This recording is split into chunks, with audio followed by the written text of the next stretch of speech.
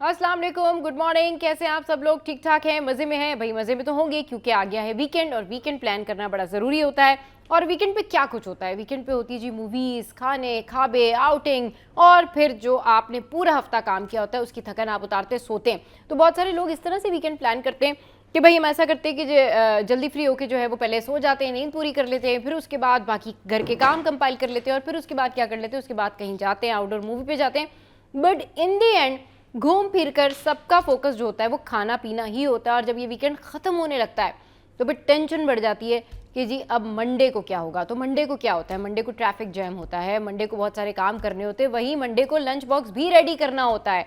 और ये जो लंच बॉक्स रेडी करना होता है ना, चाहे वो बच्चों का लंच बॉक्स हो या फिर वो बड़ों का लंच बॉक्स हो, चाहे आप खुद अपना लंच बॉक्स ऑफिस लेके जा रहे हो, मतलब आपने किसी भी उम्र के हिस्से में किसी भी जो है ना बच्चों का, बड़ों का, अपने फादर का या खुद अपना लंच बॉक्स अगर बनाना है तो आप क्या लेकर जाएंगे और उसमें क्या कुछ आप लेके जा सकते हैं, क्या कुछ रख सकते हैं, ये भी एक मिलियन डॉलर सवाल है। जैसे कि रोज़ाना ख़वातीन सोचती हैं कि आज क्या पकेगा। ये सबसे बड़ा सवाल है ख़वातीन की ज़िंदगी का कि भाई आज क्या पकेगा। और कुछ लोगों की ज़िंदगी का ये भी सबसे बड़ा सवाल होता है कि जी आज मैं क्या खाऊंगी। And I am one of them कि रोज़ाना मैं सोचती हूँ कि आज मैं क्या खाऊंगी। अभी मैं जाके अम्मी को क्या कहूँ कि मैंने क्या खाना है और अम्मी मुझे खाने में आज क्या बना के देंगी। तो ये कुछ ऐसे सवालात होते हैं ना जो रोज़ाना के सवालात होते हैं, लेकिन इनके जवाबात जो हैं आज हमारी जो शेफ़ हैं वो वजीहा हमारे साथ मौजूद हैं, उनके पास है। उनसे बात करते हैं। उन्होंने भी ज्वाइन किया है लाहौर से। अस्सलाम वालेकुम Wajiha, good morning. Good morning, कैसी हैं आप? वालेकुम सबा, मैं बिल्कुल ठीक। आप कैसी हैं? मैं बिल्कुल ठीक ठाक। देखिए वीकेंड पे ना हर बंदा बड़ा खुश खुश होता है, उसको पता होता है कि जी कल छुट्टी का दिन है। तो आप ये बताएं आप कितनी खुश हैं? आप मतलब आपकी ऑफ होती है या नहीं होती है, या फिर आप होम कुकिंग करती हैं? अच्छा, आपको मेरी चेहरे की खुशी और रौनक बताई दी होगी कि मैं कितना ज्यादा खुश हूँ, बिल्कुल क्योंकि बिल्कुल बिल्कुल। अच्छा वजिया, ये बताइए कि लंच बॉक्स बनाना भी एक बहुत बड़ा काम है इस सेंस में कि उसमें सोचना पड़ता है कि आज लंच बॉक्स में क्या रखा जाए, आज क्या पकाया जाए। तो भाई आप हमें बहुत सारे अच्छे अच्छे रेसिपीज़ भी बताइए और लंच बॉक्स बनाने के तरीके भी बताइए। तो स्टार्ट कीजिए कि जी सबसे पहले तो ये बताइए कि बच्चों के लंच बॉक्स में क्या रखा जाए।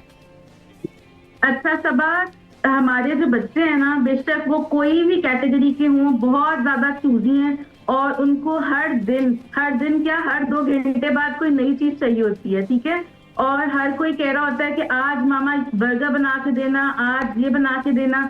तो मैं आप लोगों की जिंदगी आसान करने लगी हूँ। आप लोगों ने रात को ही मील प्रेप कर लेना है और सुबह बच्चों को गरम गरम बस लंच बॉक्स में डाल के देना है। हाँ। सबसे पहले उनके साथ रेसिपी में शेयर कर रही हूँ, वो सब बच्चों की फेवरेट है नूडल्स।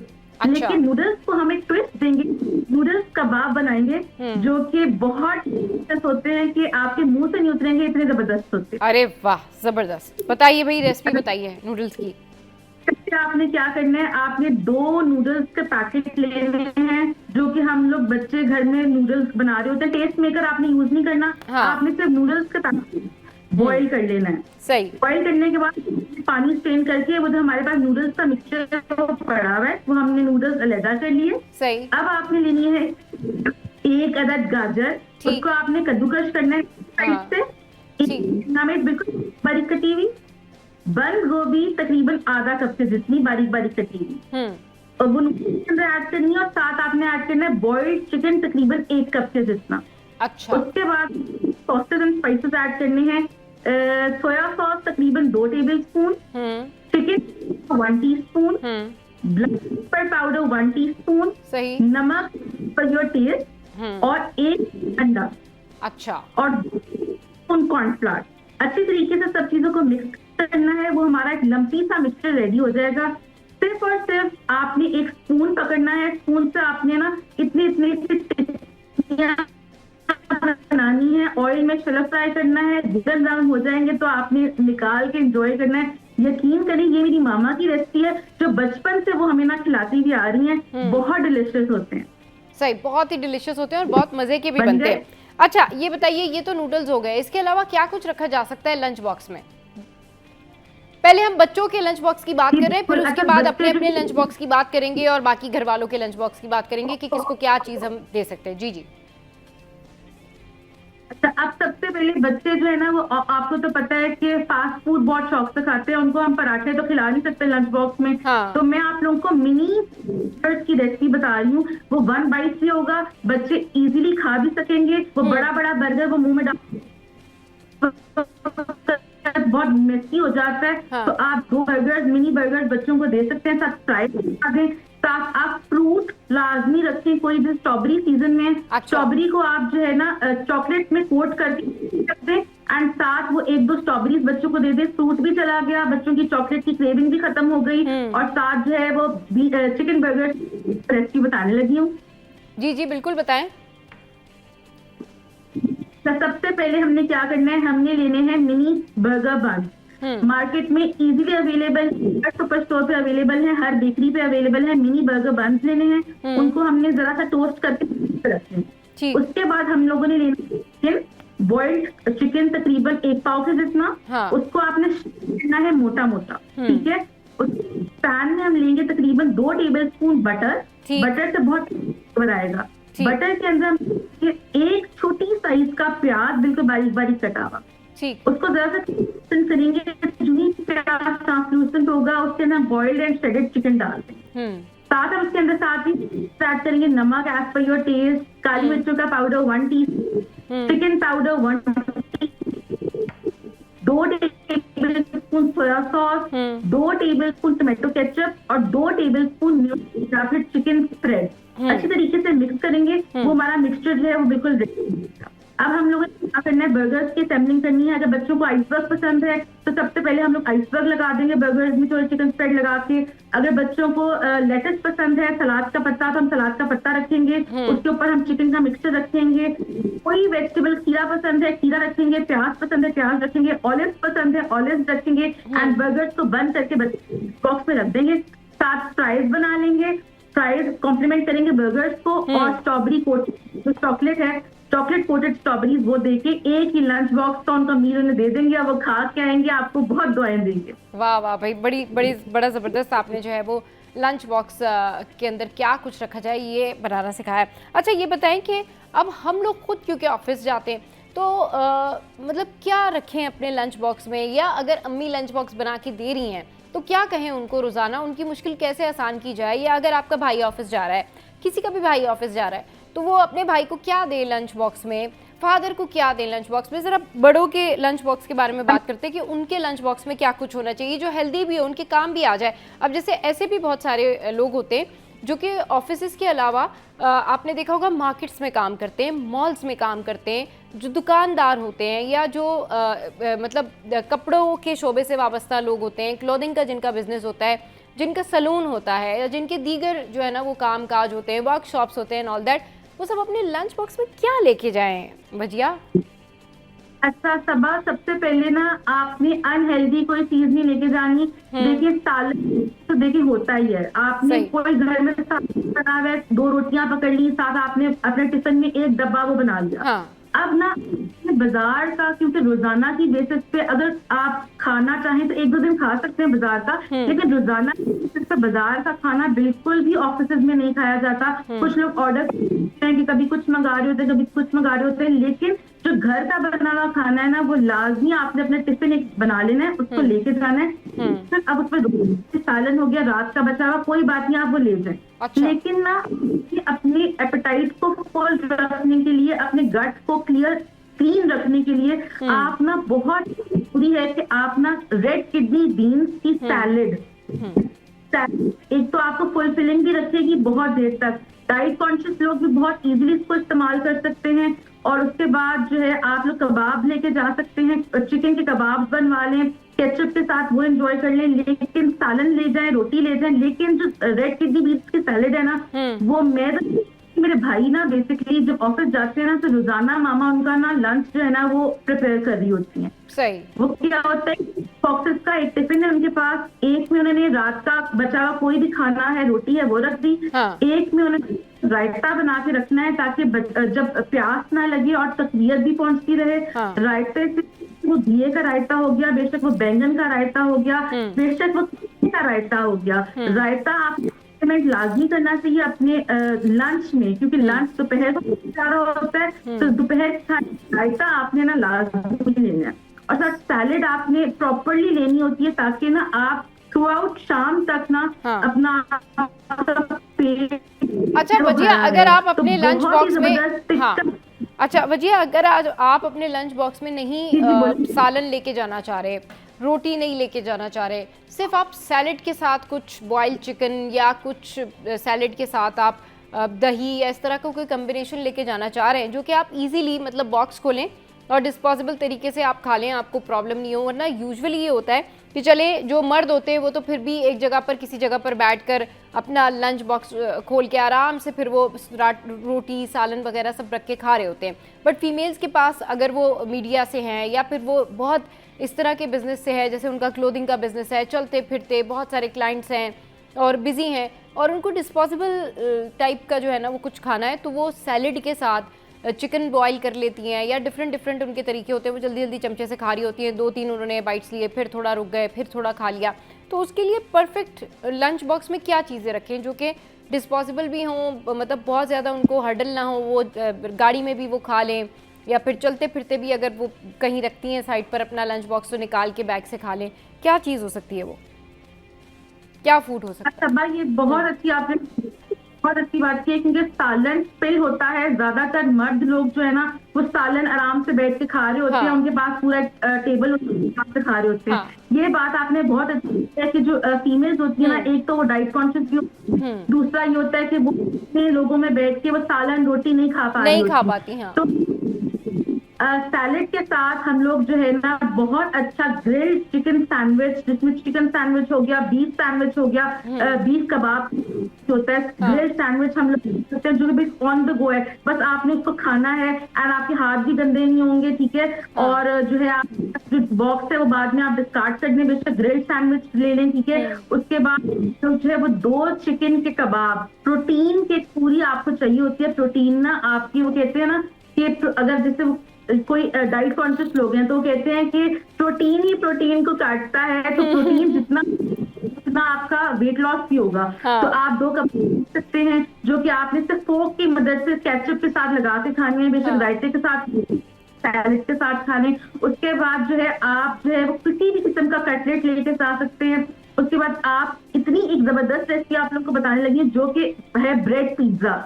अच्छा ठीक है, ये ब्रेड पिज्जा जो है ना, इसकी रेसिपी आप हमें ज़रूर बताएं, लेकिन एक ब्रेक के बाद, और ब्रेक के बाद वापस आते हैं फिर पूरी ब्रेड पिज्जा की जो रेसिपी है ये क्या है, और वजिया हमारे साथ मौजूद है, हम भी आपके साथ मौजूद हैं। Will take a short break है।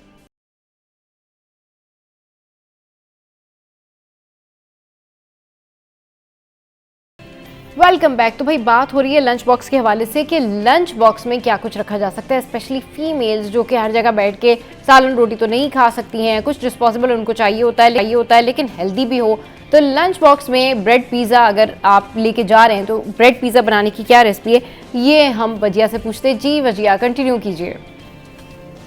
सबा ब्रेड पिज्जा की आपको रेसिपी बता रही हूँ, जो कि आपने सिर्फ ऐसे पकड़ के बाइट लेनी है ना, आप इजीली खा सकते हैं। और बहुत सी औरतें होती हैं जो कि सुबह इतनी कुकिंग नहीं कर सकती, क्योंकि ये तो नहीं है बनाने बैठे हैं नाश्ते में, और वो कब बनेगा, कब हम लेके तो आपने क्या करना है, आपने प्रायर पहले रात को आपने क्या करना है, आपने ब्रेड का स्लाइस है, ब्रेड के स्लाइस पे आपने लगानी है एक सॉस बनानी है, जिसमें आप डालेंगे टमाटो केचप, तकरीबन 4 से 5 table 2 tablespoon sauce, half tea spoon oregano, उसको मिक्स करेंगे एंड आपने वो साइड पे रख लिया।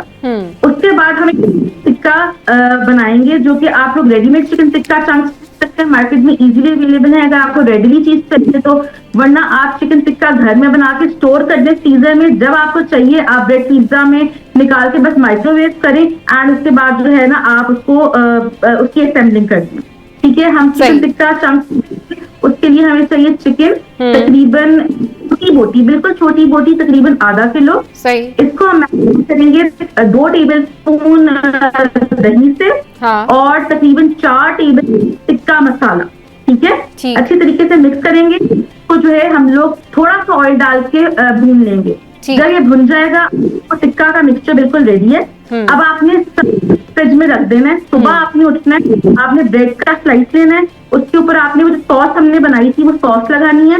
उसके बाद आपने थोड़ा सा प्याज लगाना है, उसके ऊपर थोड़ी सी शिमला मिर्च कटी हुई लगानी है, एंड उसके ऊपर ज्यादा सारा चिकन लगा के, चीज लगा के आपने उसको जो है तवे पे रख देना है। हाँ। और ढक्कन नीचे से वो क्रिस्प हो जाएगा, ऊपर से चीज मेल्ट हो जाएगी, एंड उसके बाद आप जो है वो अपने टिफिन में उसको डालें एंड डिस्पोजल डालें। और जब आपको लंच का टाइम है, आपने बस निकालना है, उसकी बाइट्स लेनी है एंड केचप जबरदस्त सा आपका पिज्जा भी रेडी हो जाएगा, आपकी क्रेविंग भी खत्म हो जाएगी और आपको एक डिफरेंट यूनिक चीज भी मिल जाएगी। सही, बड़ा जबरदस्त आपने बताया ये। अच्छा, इसके अलावा इन जनरल और क्या क्या कुछ रखा जा सकता है लंच बॉक्स में फीमेल्स के हिसाब से कि भाई वो लेके आसानी से कैरी कर लें उसको? अच्छा, सबसे पहले ना आपने जैसे खाना पीना हो गया, लेकिन लंच के साथ ना आपने एक तो डिटॉक्स वाटर, ठीक है, ये मैं आपको डाइट कॉन्शियस लोगों के लिए बता रही हूँ क्योंकि मैंने भी अपना वेट बहुत ज्यादा कम किया है। अच्छा। आई वॉज वेरी ओवरवेट, मैंने तकरीबन 30 किलोज अपना वेट रिड्यूस किया है। अच्छा। एंड उसके तो आप लोग डिटॉक्स वाटर लेके जाएं ताकि आपको सारा दिन हाइड्रेटेड आप रहें। अगर कहती है तो मैं आपको रेसिपी शेयर कर देती हूँ आपके साथ। जी जी बिल्कुल बिल्कुल, आप शेयर कीजिए डिटॉक्स वाटर की रेसिपी, बिल्कुल शेयर कीजिए। मैं बिल्कुल करती हूँ। साथ में आपको बता दूं कि आपने नट्स लेके जाने हैं, हैंडफुल ऑफ नट्स, ये तो सारा दिन आप जो है वो आराम से आपका पेट भी भरा रहेगा। उसके बाद के लिए आप फुल मखाने जो होते हैं ना, फूल मखाने, वो लेके जा सकते के लिए आपने वो खाना है। कोई बाहर का गंद आपने नहीं खाना, आपने मंचिंग के लिए फूल मखाने को रोस्ट करके वो खाने हैं। काले चने, काले चने की चाट बना के ले जाएं, ठीक है। तो ये पूरा आपको मैंने मेन्यू बता दिया। अब मैं आपको बहुत ही जबरदस्त डिटॉक्स वाटर की रेसिपी। अच्छा बताइए। अच्छा, आपने क्या करना है सबा, आपने इतना बड़ा थर्मस लेना है, ठीक है। जी जी। थर्मस आपको जरूरत है, उसके अंदर आप पानी डालेंगे, पूरा थर्मस को भर लेंगे। हाँ। साथ में एक अदद खीरा, खीरा आपकी स्किन के लिए बहुत अच्छा होता है, आपको फ्रेश करता है, ठीक है, आपकी बॉडी से टॉक्सिन को डिटॉक्सिफाई करता है। हाँ। आपने मोटे मोटे स्लाइसेस में कटा हुआ। हाँ। आपने एक संदर लेनी है बीट रूट और उसको भी मोटे मोटे स्लाइसेस में काट के डाल देना है। थोड़ा सा आपने एक लेमन मोटे मोटे स्लाइसेस में कटा हुआ डाल देना एंड इस पानी फ्रिज में रख देना, ठीक है। सुबह जब आप आते होंगे आपने बस वो पानी की बोतल पकड़नी है। हाँ। और आपने है, उसके बाद जितना पानी आप पीती जाएंगी उतना पानी आप डिस्पेंसर से उसके अंदर डालती जाएंगी एंड पूरा दिन आपने वही पीना है। एक तो आपके मेटाबॉलिज्म रेट के लिए बहुत अच्छा है, ये आपकी बॉडी से टॉक्सिन को डिटॉक्सिफाई करेगा और आपको परहेज करेगा और आपको पूरा दिन जो है हाइड्रेटेड भी रखेगा। सही, पूरा दिन हाइड्रेशन भी रहेगी, ये तो बड़ा अच्छा है। अच्छा, ओवरऑल समर ड्रिंक्स के हवाले से हम बात करें कि गर्मियों में आप कौन कौन से जूस बनाकर पी सकते हैं, तो इससे पहले भी हमने उस पर बात की थी, लेकिन मैं चाहूँगी कि एक दफ़ा फिर से आप बता दें क्योंकि सीज़न जो है बस ये गर्मियाँ समझे आई हुई हैं और कंप्लीटली नहीं आ रही है, लेकिन क्या क्या हम जो है वो जूस या शरबत गर्मियों में पी सकते हैं, ज़रूर बताइएगा ताकि लोगों को पता चल सके कि आसानी से घर में जल्दी से क्या बन सकता है जो आपकी एनर्जी भी बैलेंस रखे और आपका मूड भी अच्छा रखे। जी वजिया। सबा स्ट्रॉबेरी सीजन में है, ठीक है। सही। स्ट्रॉबेरी एंटीऑक्सीडेंट होती है, स्ट्रॉबेरी अच्छी है आपकी हेल्थ के लिए, स्ट्रॉबेरी सीजन में इन है। आपने क्या करना है, आपने स्ट्रॉबेरी लेकर आनी है। हम बहुत ही जबरदस्त स्ट्रॉबेरी का रिफ्रेशिंग जूस बनाएंगे जो कि चीनी बिल्कुल यूज नहीं होगी, हम को बनाएंगे ताकि जो है हमें अंदर चीनी भी ना जाए और हमें जो है वो तकवीयत भी मिलती रहे। आपने क्या करना है, आप ब्रेड के अंदर लेनी है तकरीबन 1 पाव की जितनी स्ट्रॉबेरी, ठीक है। स्ट्रॉबेरी के साथ आपने ऐड करना है काला नमक तकरीबन ½ टीस्पून और stevia. Stevia basically plant extracted sugar है, ज्यादा महंगी नहीं होती है, बहुत अच्छी आपको क्वालिटी में स्टीविया मिल जाती है। आप या फिर आप चीनी भी, अगर आपको डायबिटीज नहीं है तो आप चीनी भी ले सकते हैं। स्टीविया या फिर चीनी बट के लिहाज से डाली और उसके अंदर पानी डाल के उसको ब्लेंड कर दिया। यही वो मिक्सचर ब्लेंड हो जाएगा, आप को जो है बर्फ के साथ और थोड़ा सा मजीद पानी डाल के डाइल्यूट करना है। रिफ्रेशिंग सा आपका बिल्कुल रेडी है, बॉटल्स में बना के फ्रिज में रख लें। जब आप लोग ऑफिस जा रहे हैं वैसे भी डिहाइड्रेशन हो रही है, आपने सिर्फ करके पीना है एंड ये 3 जने इतना रिफ्रेशिंग होता है कि आपको मजा आ जाएगा। उसके बाद मैं आप लोगों के साथ एक बादाम के रेसिपी शेयर करूंगी, जी, जी, जो बिल्कुल। कि आप लोगों को, आपको याद होगा, आपको पता होगा कि बादाम की शरबत की बॉटल्स मिलती हैं। जी, जी, जी, बस जी, आपने पानी में डालना होता है, और तो वो बहुत आपको तकलीफ पहुंचती है उससे। सही सही, तो बिल्कुल। बहुत शरबत की घर में बनाना कैसे है बादाम का शरबत, वो बता रही हाँ बिल्कुल, बताइए। हूँ।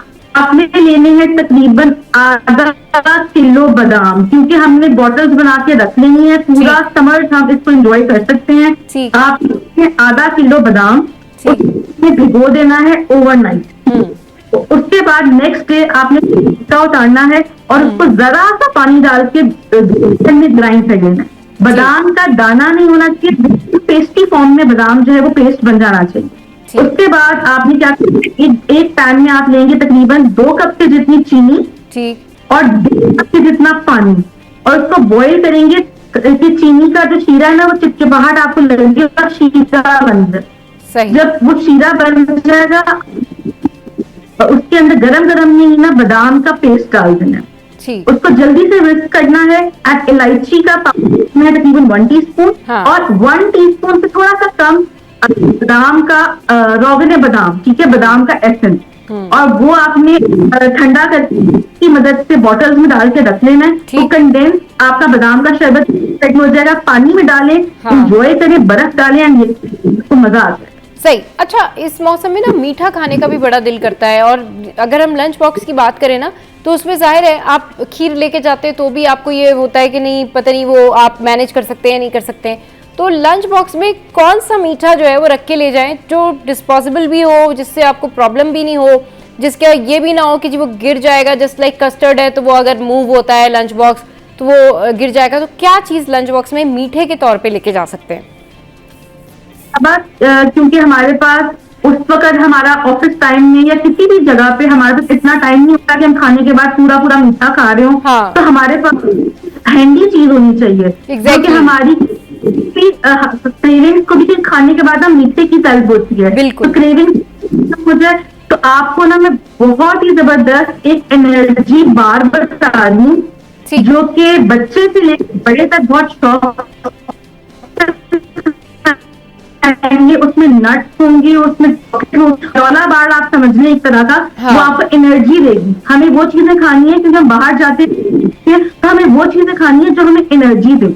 ठीक है, तो सबसे पहले मैं आपको बहुत ही जबरदस्त नटी की बता रही हूँ। ये आप स्टोर करके रख सकते हैं, बस आपने थोड़ा एंजॉय करना है। ठीक है, सबसे पहले आपने क्या करना है, लेने हैं बादाम, काजू, ओट, ठीक है। हाँ। और इनको आपने ना मोटा चॉप कर लेना। हाँ। ठीक है, तो रख लिया। अब आपने लेनी है डार्क चॉकलेट, नॉर्मल चॉकलेट, क्योंकि हमें मीठा इतना रोज हम नहीं खा सकते, हमने मोटा तो नहीं होना ना। तो हमने है, और डार्क चॉकलेट को हमने जरा सा दूध डाल के ना माइक्रोवेव में मेल्ट कर लेना। नहीं वो चॉकलेट में हमारे पास बहुत अच्छी सॉस रेडी हो जाएगी। अब आपने लेना है ड्राई ओट्स, ठीक है, जो कि हम ड्राई ओट्स खा रहे होते हैं। ड्राई ओट्स लेके आपने जरा सा रोस्ट करना है उनको। तो सारे आपने नट्स ऐड करने हैं। ठीक। तो इसके लिए आप ऐड करेंगे खजूर। खजूर आपने लेनी, हाँ। चॉपराइज करनी। तो खजूर डाल के आपने अच्छी तरीके से सब चीजों को मिक्स करना है।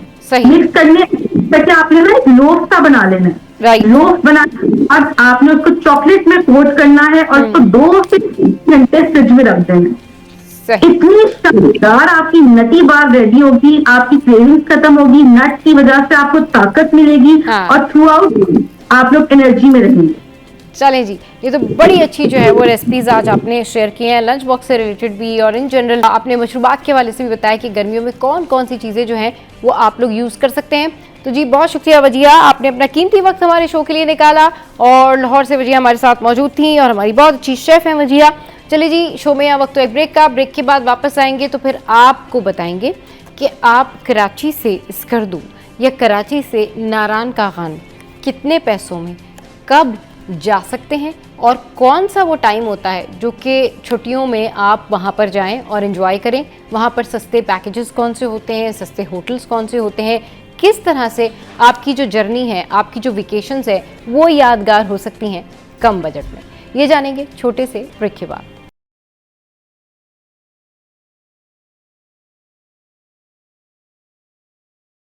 Welcome back. अब कुछ बात करते हैं जी वेकेशन कैसे प्लान की जाए, और ये वेकेशन प्लान करना बड़ा ज़रूरी है। लेकिन अब ये जब वेकेशन प्लान करते हैं तो फिर वेकेशन यही प्लान होती है कि जी सी व्यू चले जाएं, या फिर कराची में किसी अच्छी जगह पार्क में चले जाएं, किसी अच्छे रेस्टोरेंट में खाना खा लें, किसी प्ले लैंड चले जाएं। ज़्यादा से ज़्यादा क्या है, आप मतलब गुलशन की तरफ जा सकते हैं जहाँ पर प्ले लैंड है, या फिर आप जू चले जाएँ, इधर उधर चले जाएँ, या फिर सबसे बेस्ट ये होता है कि आप जी किसी अच्छे से रेस्टोरेंट में जाके खाना खा लें। लेकिन ये जो छुट्टियां होती हैं, चाहे वो बच्चों की छुट्टियां हों या पेरेंट्स की छुट्टियां हों या इन जनरल गर्मियों की छुट्टियां जो होती हैं, कराची हाइट्स ज़्यादातर कराची में ही गुजार देते हैं, जस्ट बिकॉज ऑफ दैट कि वो सोचते हैं कि जो नारायण जा रहे हैं या कागान जा रहे हैं या कराची से बाहर घूमने फिरने जा रहे हैं, उसके लिए तो बहुत सारा बजट चाहिए। मतलब इन जगहों पर जाने के लिए तो शायद बहुत सारे पैसे चाहिए और हिम्मत भी चाहिए। फैमिली को कैसे लेके जाएंगे, वहाँ पर रिहाइश कितनी महंगी होगी, खाना कहाँ से मिलेगा, एंड ऑल दैट। तो इससे बेहतर यही है कि जितने भी दिन छुट्टियों के हैं तो वो फिर क्या करें कि वो कराची में ही गुजारे जाएं, और वो शॉपिंग पे, खानों पे, और शायद घर में या फिर इसी तरीके से किसी के घर आके जाकर जो है वो एंजॉय कर लिया जाए। लेकिन आज हम आपके साथ में शेयर करेंगे कि आप कम पैसों में भी और कम छुट्टियों में भी घूमने जा सकते हैं, कराची से बाहर भी घूमने जा सकते हैं, मगर कहाँ, ये जानेंगे हम दानिश भाई से, जिन्होंने हमें स्टूडियोज़ में ज्वाइन किया है, ट्रैवल एक्सपर्ट भी हैं। अस्सलाम वालेकुम, कैसे हैं आप? ठीक ठाक है अदनान भाई? ये बताएं कि आजकल तो आपके पास बहुत सारे ऐसे क्लाइंट्स आते होंगे जो आपसे पूछते भी होंगे, कहते भी होंगे कि जी अदनान भाई अब छुट्टियाँ पड़ गई हैं या छुट्टियां पढ़ने वाली हैं तो हमें जाना है कराची से बाहर, तो क्या एडवाइस होती है कम पैसों में और कम दिन की छुट्टियों में कराची से बाहर कैसे एंजॉय किया जा सकता है? बहुत शुक्रिया शो में बुलाने के लिए। देखें, अगर आपके पास छुट्टियां भी कम हैं, अमूमन अभी तो जून जुलाई छुट्टियां पड़ने वाली हैं, बच्चे तो फ्री हो जाएंगे, लेकिन मसला आता है कि बड़ों को ना, पेरेंट्स का, कि वो 6 दिन 7 दिन से छुट्टी नहीं ले सकते। दूसरा बड़ा इशू आता है बजट का। सही। आजकल जो हालात चल रहे हैं, बजट निकालना काफ़ी मुश्किल हो गया है। दूसरी चीज़ से मैं ऐड करूँगा कि अगर आप नॉर्दर्न एरिया से घूमने जा रहे हैं तो लोगों का एक कॉन्सेप्ट है ये कि हम अगर पर्सनल टूर पर जा रहे हैं यार कि 1 लाख रुपये लग जाएगा पर हेड, या 70,000 रुपये लग जाएंगे, तो पूरी फैमिली का 3 लाख रुपये लग जाएंगे, 4 लाख रुपये लग जाएंगे, ऐसा नहीं होता है। आप एक फ्रेंडली बजट बनाएं। आपने पहले जाना कहाँ है, आप वो पहले एरियाज को लिख लें, उसके बाद आप बजट पूरा बनाएं कि आपने होटल पे कहाँ लेना है, सफ़र कैसे करना है, ट्रेन में जाना है, बस पे जाना है, ठीक है।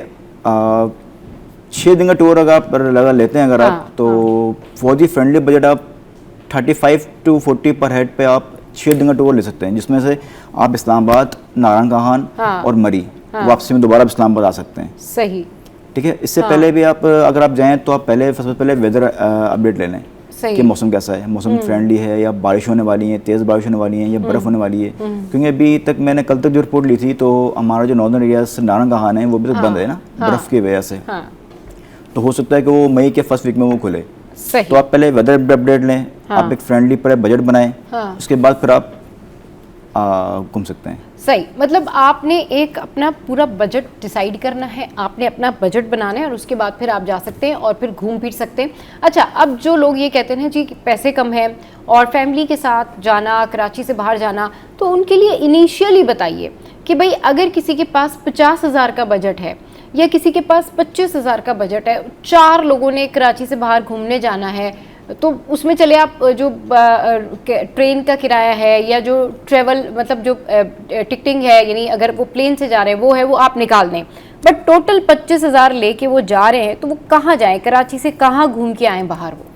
ठीक है, 25,000 में भी आप जा सकते हैं। हाँ, लेकिन मैंने इसीलिए ना फेयर हटा दिया ना, मैंने कहा जी वो ट्रेन का और प्लेन का आप वो हटा दें, उसके अलावा अगर इसके अलावा तो 25,000 भी फिर ज्यादा हो जाएंगे मेरे हिसाब से। अच्छा, आप 5,000 में आप और कम कर दें। अच्छा, 20 में भी आप घूम सकते हैं। 20,000 में अगर आप ट्रैवल ऐसे आप कराची से जो डेस्टिनेशन है पिंडी की आप माइनस कर दें आने जाने की ना, और बस देखें इसमें सबसे मेन चीज़ क्या होती है कि हमें ट्रैवल कन्वेंस मार खाती है। तो आप बेहतर ये है कि आप वहाँ पर प्राइवेट गाड़ी बुक करने से बजाय आप वहाँ पर लोकल सफ़र करें।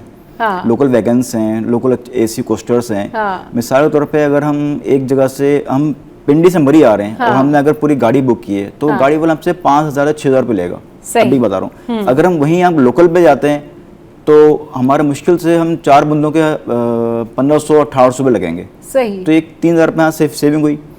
ठीक है, दूसरी बात, आप वहाँ पे थोड़ी सी होटल पे आप जाएँ, होटल वाले जो है ना थोड़ा सा रेट ज़्यादा बताते हैं ना होटलों के, वहाँ पर थोड़ा सा बार्गेनिंग करें आप होटल पे, आप उनको बोलें भी हम आते रहते हैं, रेगुलर हैं जो भी हैं, तो वो भी फिर बार्गेनिंग हो जाती है। होटल पे आप कर लें कि वो कम से कम में आप ले जाएं, ले आए उनको। तीसरी चीज़ होती है फूड की। अमूमन हम जो अपनी बात कर रहा हूँ, कराची वाले जो हम थोड़ा सा खाना से खाते हैं, हमें वहाँ का खाना पसंद नहीं आता। सही। आप इस बात से भी एग्री करें या ना करें, लेकिन ऐसा होता है। तो मैं ये करता हूँ कि मैं जब भी टूर पे आता हूँ फैमिली को लेके या यहाँ पे ग्रुप्स को लेके, तो मैं यहाँ से टिन पैक कराता हूँ। अच्छा। घर में खाना बना के उसको टिन पैक कराता हूँ। सही। तो वहाँ पर क्या है, वहाँ पे सबने सिर्फ सालन गर्म किया और रोटी ले ली। अच्छा। तो मतलब क्या खाना, अगर रात का खाना हम 3000-4000 खा रहे हैं 4 बंदे, तो वो खाना हमारा 800-1000 में आ जाएगा, क्योंकि उससे हमें रोटी लेनी है और बस रात से सलाद लेना है, हमारे पास सालन है। ये भी आप कर सकते हैं कि खाना वहाँ पे काफ़ी महंगे होते हैं। आप खाना ऐसे घर से टिन पैक कर जाएं, टिन पैक होते हैं ऐसे। नहीं, अब देखिए ना, ये टिन पैक लेके जाना, फिर ये इतना बड़ा बोझ कैरी करना, ये मुश्किल हो जाता है।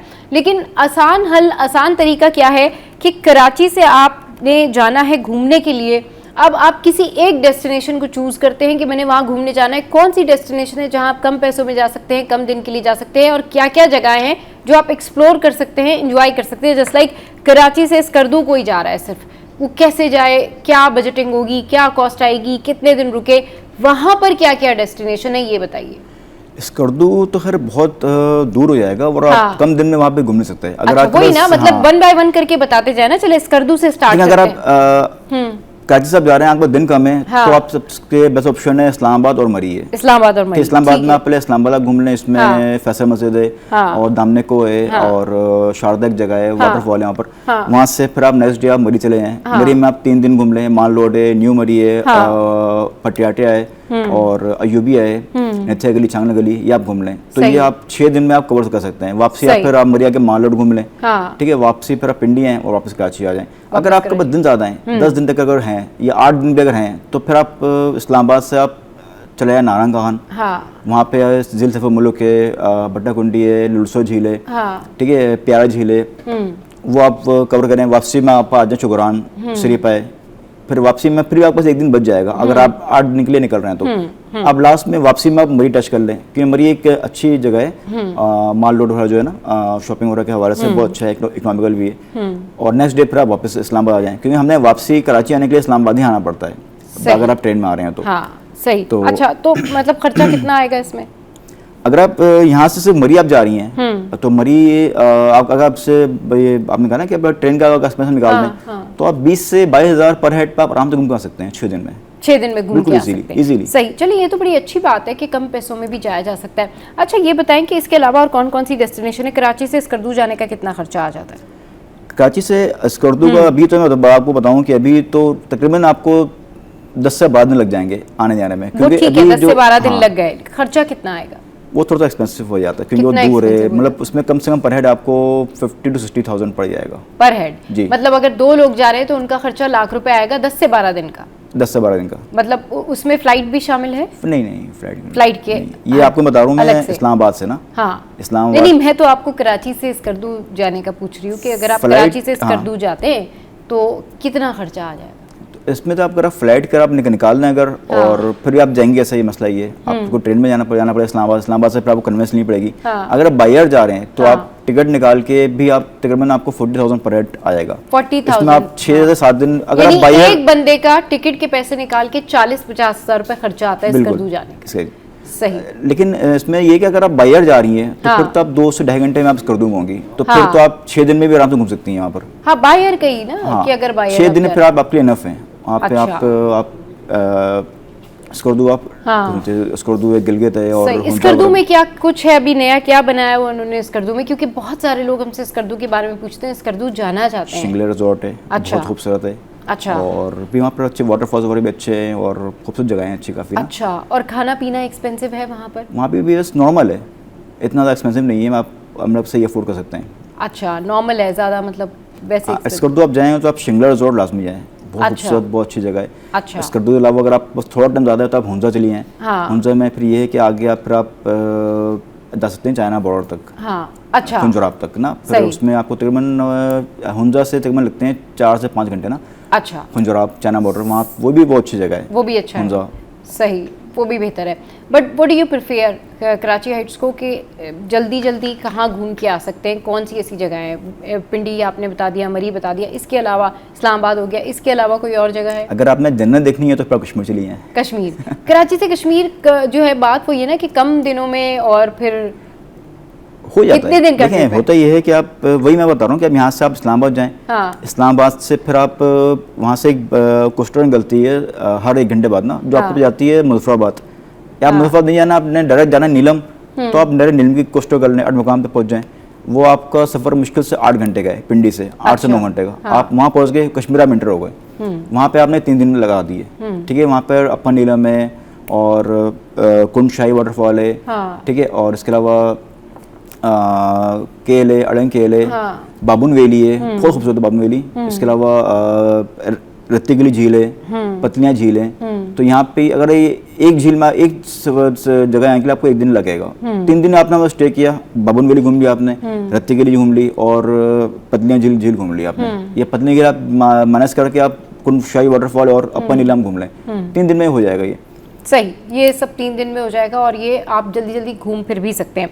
अच्छा, ये बताएं कि कोयटा साइड पर किसी ने जाना हो, किसी ने पेशावर साइड पर घूमने जाना हो, उसके लिए क्या है, कितना खर्चा आता है या क्या कितने दिन लगते हैं? कोयटा तो उतना ज़्यादा एक्सपेंसिव नहीं है, मतलब यहाँ से सफ़र भी कम है, यहाँ से करीबी है, 8 से 9 घंटे में कोयटा पे जाते हैं। अच्छा, कोयटा वहाँ पर क्या क्या ऐसी चीज़ें हैं जो कोई एक्सप्लोर कर सकता वहाँ है? पर हन्ना झील है, हन्ना ओड़े के, अच्छा, वो अच्छी झील है। हन्ना ओड़े में वाटरफॉल है, अच्छा, और शेप के बागात वगैरह हैं। इसके अलावा फिर आप ज़ियारत चले हैं, जहाँ पे कायद आज़म रेजिडेंशियल भी है, और ज़ियारत तो हमेशा ठंडा ही रहता है, अभी भी वहाँ पर बर्फ़ ही है। और ज़ियारत वैसे ज़्यादा अच्छा, गर्मियों में आप जाएँ तो बहुत ठंडा भी रहता है, और फल के बागात वहाँ बहुत ज़्यादा हैं, फल वगैरह की बागात वहाँ पर बहुत ज़्यादा हैं। सही। अच्छा, इसके अलावा अगर हम इंटीरियर साइड पर आते हैं, मतलब सिंध की तरफ आते हैं, तो यहाँ ऐसा कुछ है कि कोई कराची साइड जाके एक्सप्लोर करके आ जाए कुछ? नहीं, इस तरह मेरा कभी एक्सपीरियंस हुआ नहीं है। यहाँ का कोई रिजॉर्ट या यहाँ का कुछ ऐसा नहीं है, कुछ ऐसा? गोरख हिल में एक बार मैं गया हूँ और अच्छी जगह भी, लेकिन बस मुझे सही लगा। अच्छा, क्योंकि मैं ज़्यादा घूमता हूँ नॉर्दर्न एरियाज में, वहाँ वो बहुत ग्रीनली है। ये ग्रीनली इतना नहीं था, बस सही था, ओके था। सही। अच्छा, मिनी मर्ग के बारे में बहुत लोग बहुत सारी बातें करते हैं। मिनी मर्ग जो है वो कैसे जा सकते हैं, और वो ज़रा एग्जैक्टली बताएं किस जगह पर वो वाक़ है और क्या है उसका सराउंडिंग्स? मिस स्कर्दू में ही है, और आप स्कर्दू से ही तकरीबन आपको लग जाते हैं 4 से 5 घंटे मिनी मर्ग के लिए। तो वहाँ से भी आप जीप में जाते हैं, और अच्छी जगह है, खूबसूरत जगह है, और एक अच्छा पॉइंट है पिकनिक का, वो अच्छा पिकनिक का पॉइंट है। चलिए जी, यहाँ वक्त तो एक ब्रेक का, ब्रेक के बाद वापस आते हैं, फिर अदनान भाई के साथ डिस्कशन जो है वो आगे बढ़ाते हैं। हमारे साथ रहिए।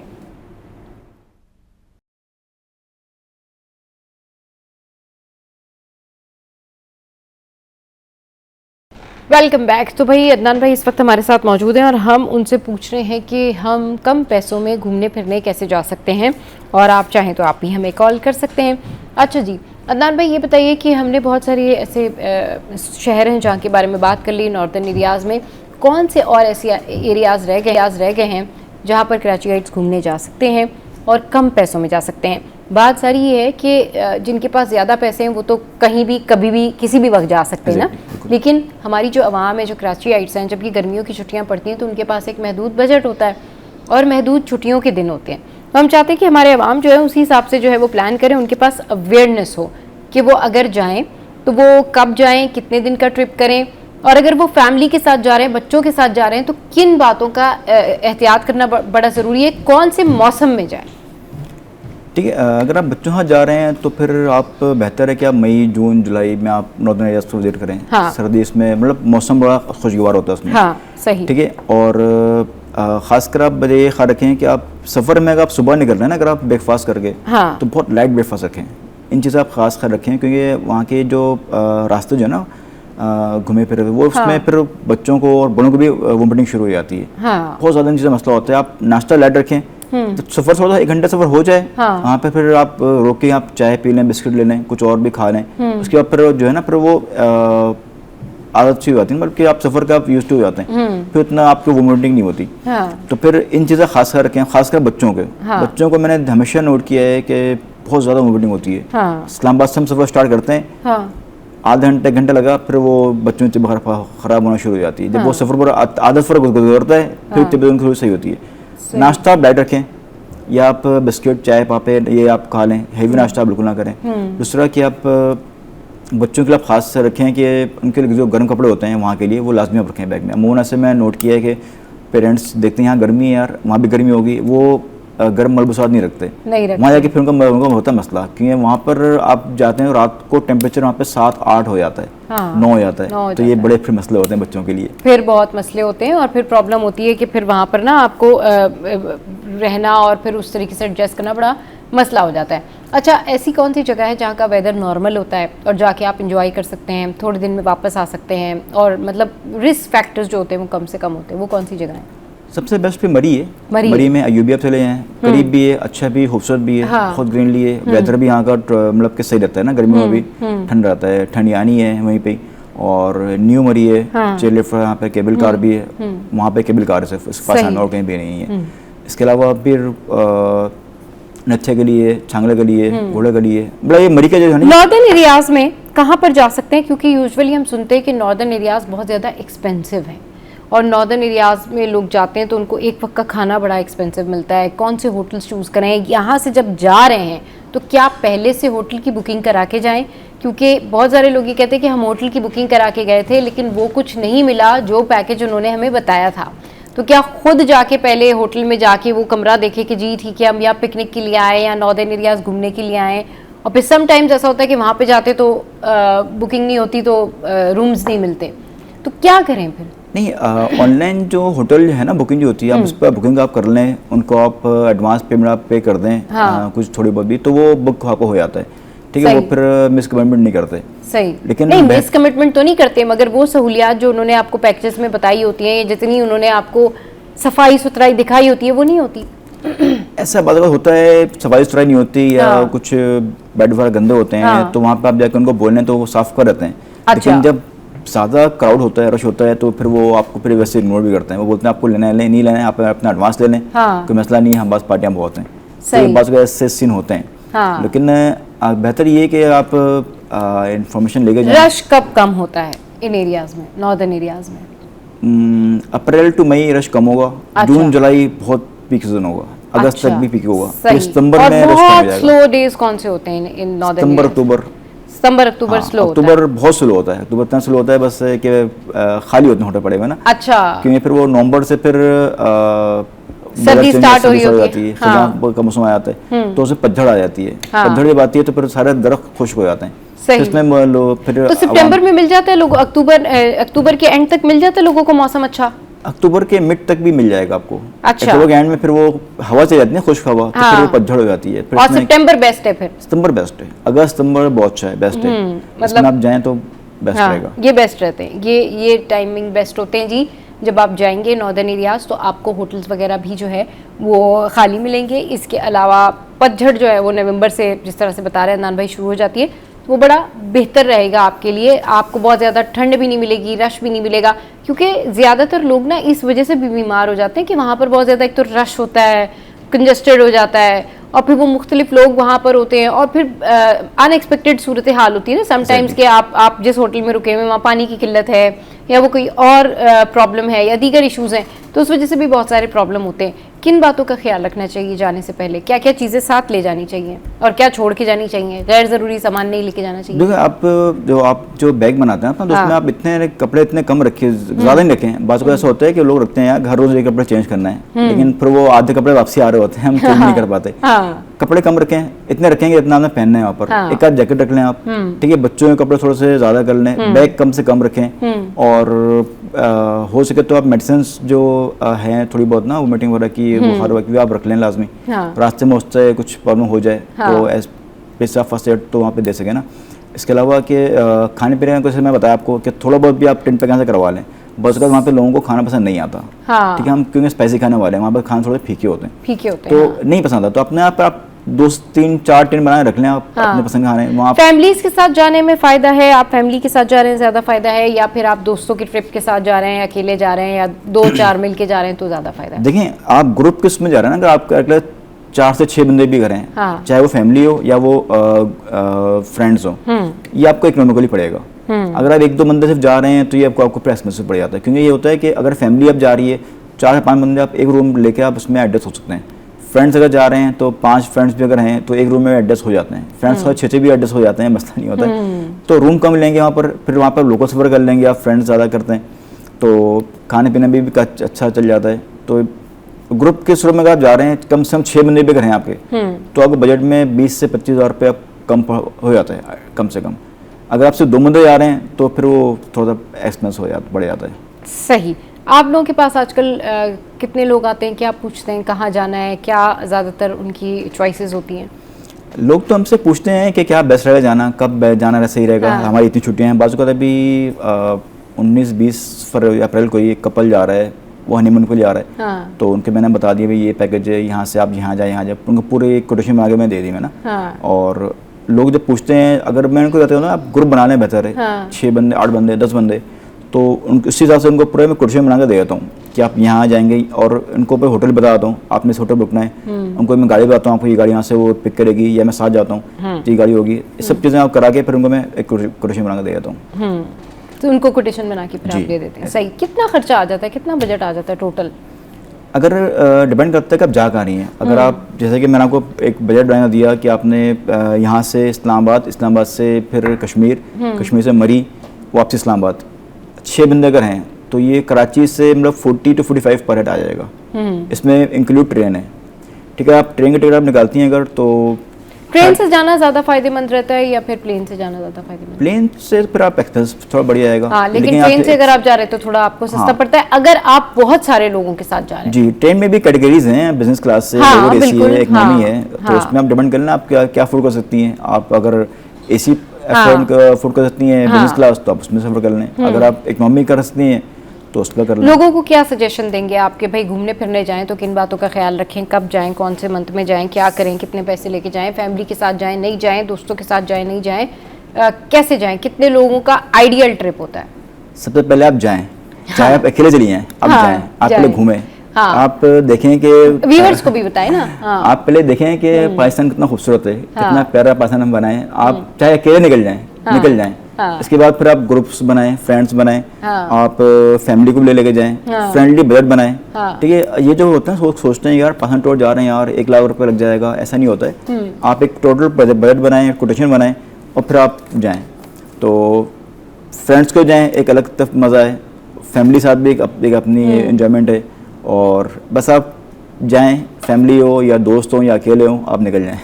वही ना, मतलब वो तो निकल जाए, लेकिन कितने लोगों का आइडियल ट्रिप होता है, कितना बजट लग जाता है उसमें, कितने दिन लग जाते हैं? मैंने आइडियल ट्रिप के बारे में पूछा आपसे कि एक आइडियल ट्रिप क्या हो सकता है, कितने लोगों का हो सकता है, कितने पैसों में हो सकता है, कहाँ जा सकते हैं?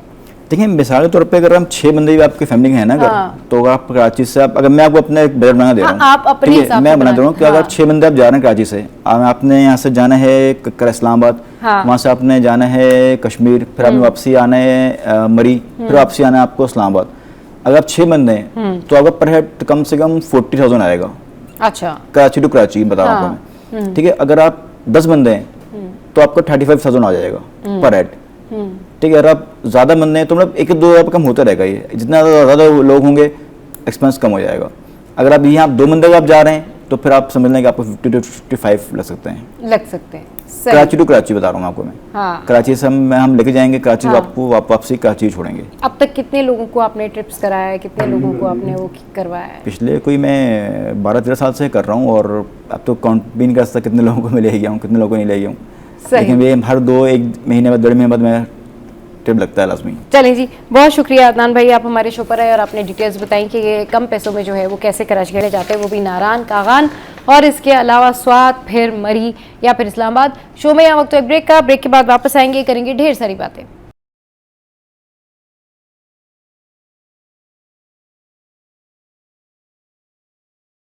Welcome back. तो अब कुछ बात कर लेते हैं जी शादियों की। शादियां होती हैं और ज़ोर शोर से होती हैं, बहुत ज़्यादा ख़र्चा होता है, लेकिन आज हम टिप्स जानेंगे कि भाई शादियां आप करें, ज़रूर करें, लेकिन कम खर्च में अच्छी शादियां कैसे कर सकते हैं। अब शादियों में क्या होता है कि जी माइयों भी है, मेहंदी भी है, आजकल एक और कॉन्सेप्ट भी शेंदी का भी है। अब लेकिन जो फैमिलीज़ होती है ना, जिनके घरों में पहली पहली शादियाँ हो रही होती हैं या जिनके घरों में बहुत ट्रेडिशनल शादियाँ होती हैं, वो कहते नहीं जी एक दिन तो मेहंदी आएगी, एक दिन मेहंदी जाएगी, कंबाइन मेहंदी भी नहीं होती है, कुछ घरों में कंबाइन हो जाती है। लेकिन फिर वो कहते हैं जी हमने तो अपने जो इवेंट्स हैं वो उनको बढ़ाना है, 5 या 6 इवेंट तो होने चाहिए। पहले ढोलकी होगी, पहले घर का माइयों, फिर जो है ना वो बरी आएगी, फिर पहनौनी और बहुत सारे खर्चे, और फिर वलीमे के बाद भी चौथी की रस्म, और उसके बाद फिर आगे बहुत सारे सिलसिले दावतों के, जो कि भी एक इवेंट की शक्ल इख्तियार कर जाते हैं। फिर कवाली नाइट है और फिर पता नहीं क्या क्या कुछ इवेंट जो हैं वो आए हुए हैं आजकल।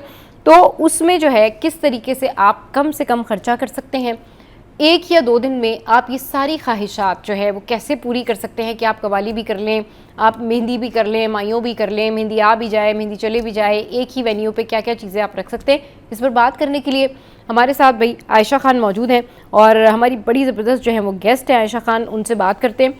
मोटिवेशनल स्पीकर भी हैं। अस्सलाम वालेकुम आयशा, गुड मॉर्निंग, कैसी हैं आप? वालेकुम सलाम सबा, गुड मॉर्निंग टू। और बहुत अच्छा लगा बड़े दिन बाद आपकी आवाज़ सुनी है। स्टूडियो आना नहीं हो रहा है। जी बिल्कुल, स्टूडियो नहीं आना हो रहा। मैं भी आप सबको बहुत ज़्यादा मिस कर रही हूँ। I miss you too. Let's hope for the best, हम बहुत जल्दी मिले स्टूडियो में। अच्छा आयशा, ये बताइए कि आज है सैटरडे का दिन और वीकेंड पे हम बातें कर रहे हैं जी कि शादी का खर्चा जो है वो कम से कम कैसे हो सकेगा, जबकि ख़ानदान का प्रेशर भी है, फिर लोगों को शो भी मारनी है। लेकिन कुछ लोग हकीकत में भी बहुत ज़्यादा ट्रेडिशन फॉलो करते हैं और हकीकत में भी वो चाहते हैं कि भाई उनकी शादी में वाकई बहुत ज़्यादा रौनक लगे, बहुत ज़्यादा जो है वो तकरीबात ज़्यादा दिन हो। लेकिन ख़र्चा अगर कम से कम करना चाहे कोई और कम खर्चे में ज़्यादा चीज़ें करना चाहे तो कैसे शादियों का बजट कंट्रोल किया जा सकता है? जी आयशा। देखिए, सबसे बड़ी बात, आजकल बड़ा अच्छा कॉन्सेप्ट आया है जिसको कहते हैं शलीमा।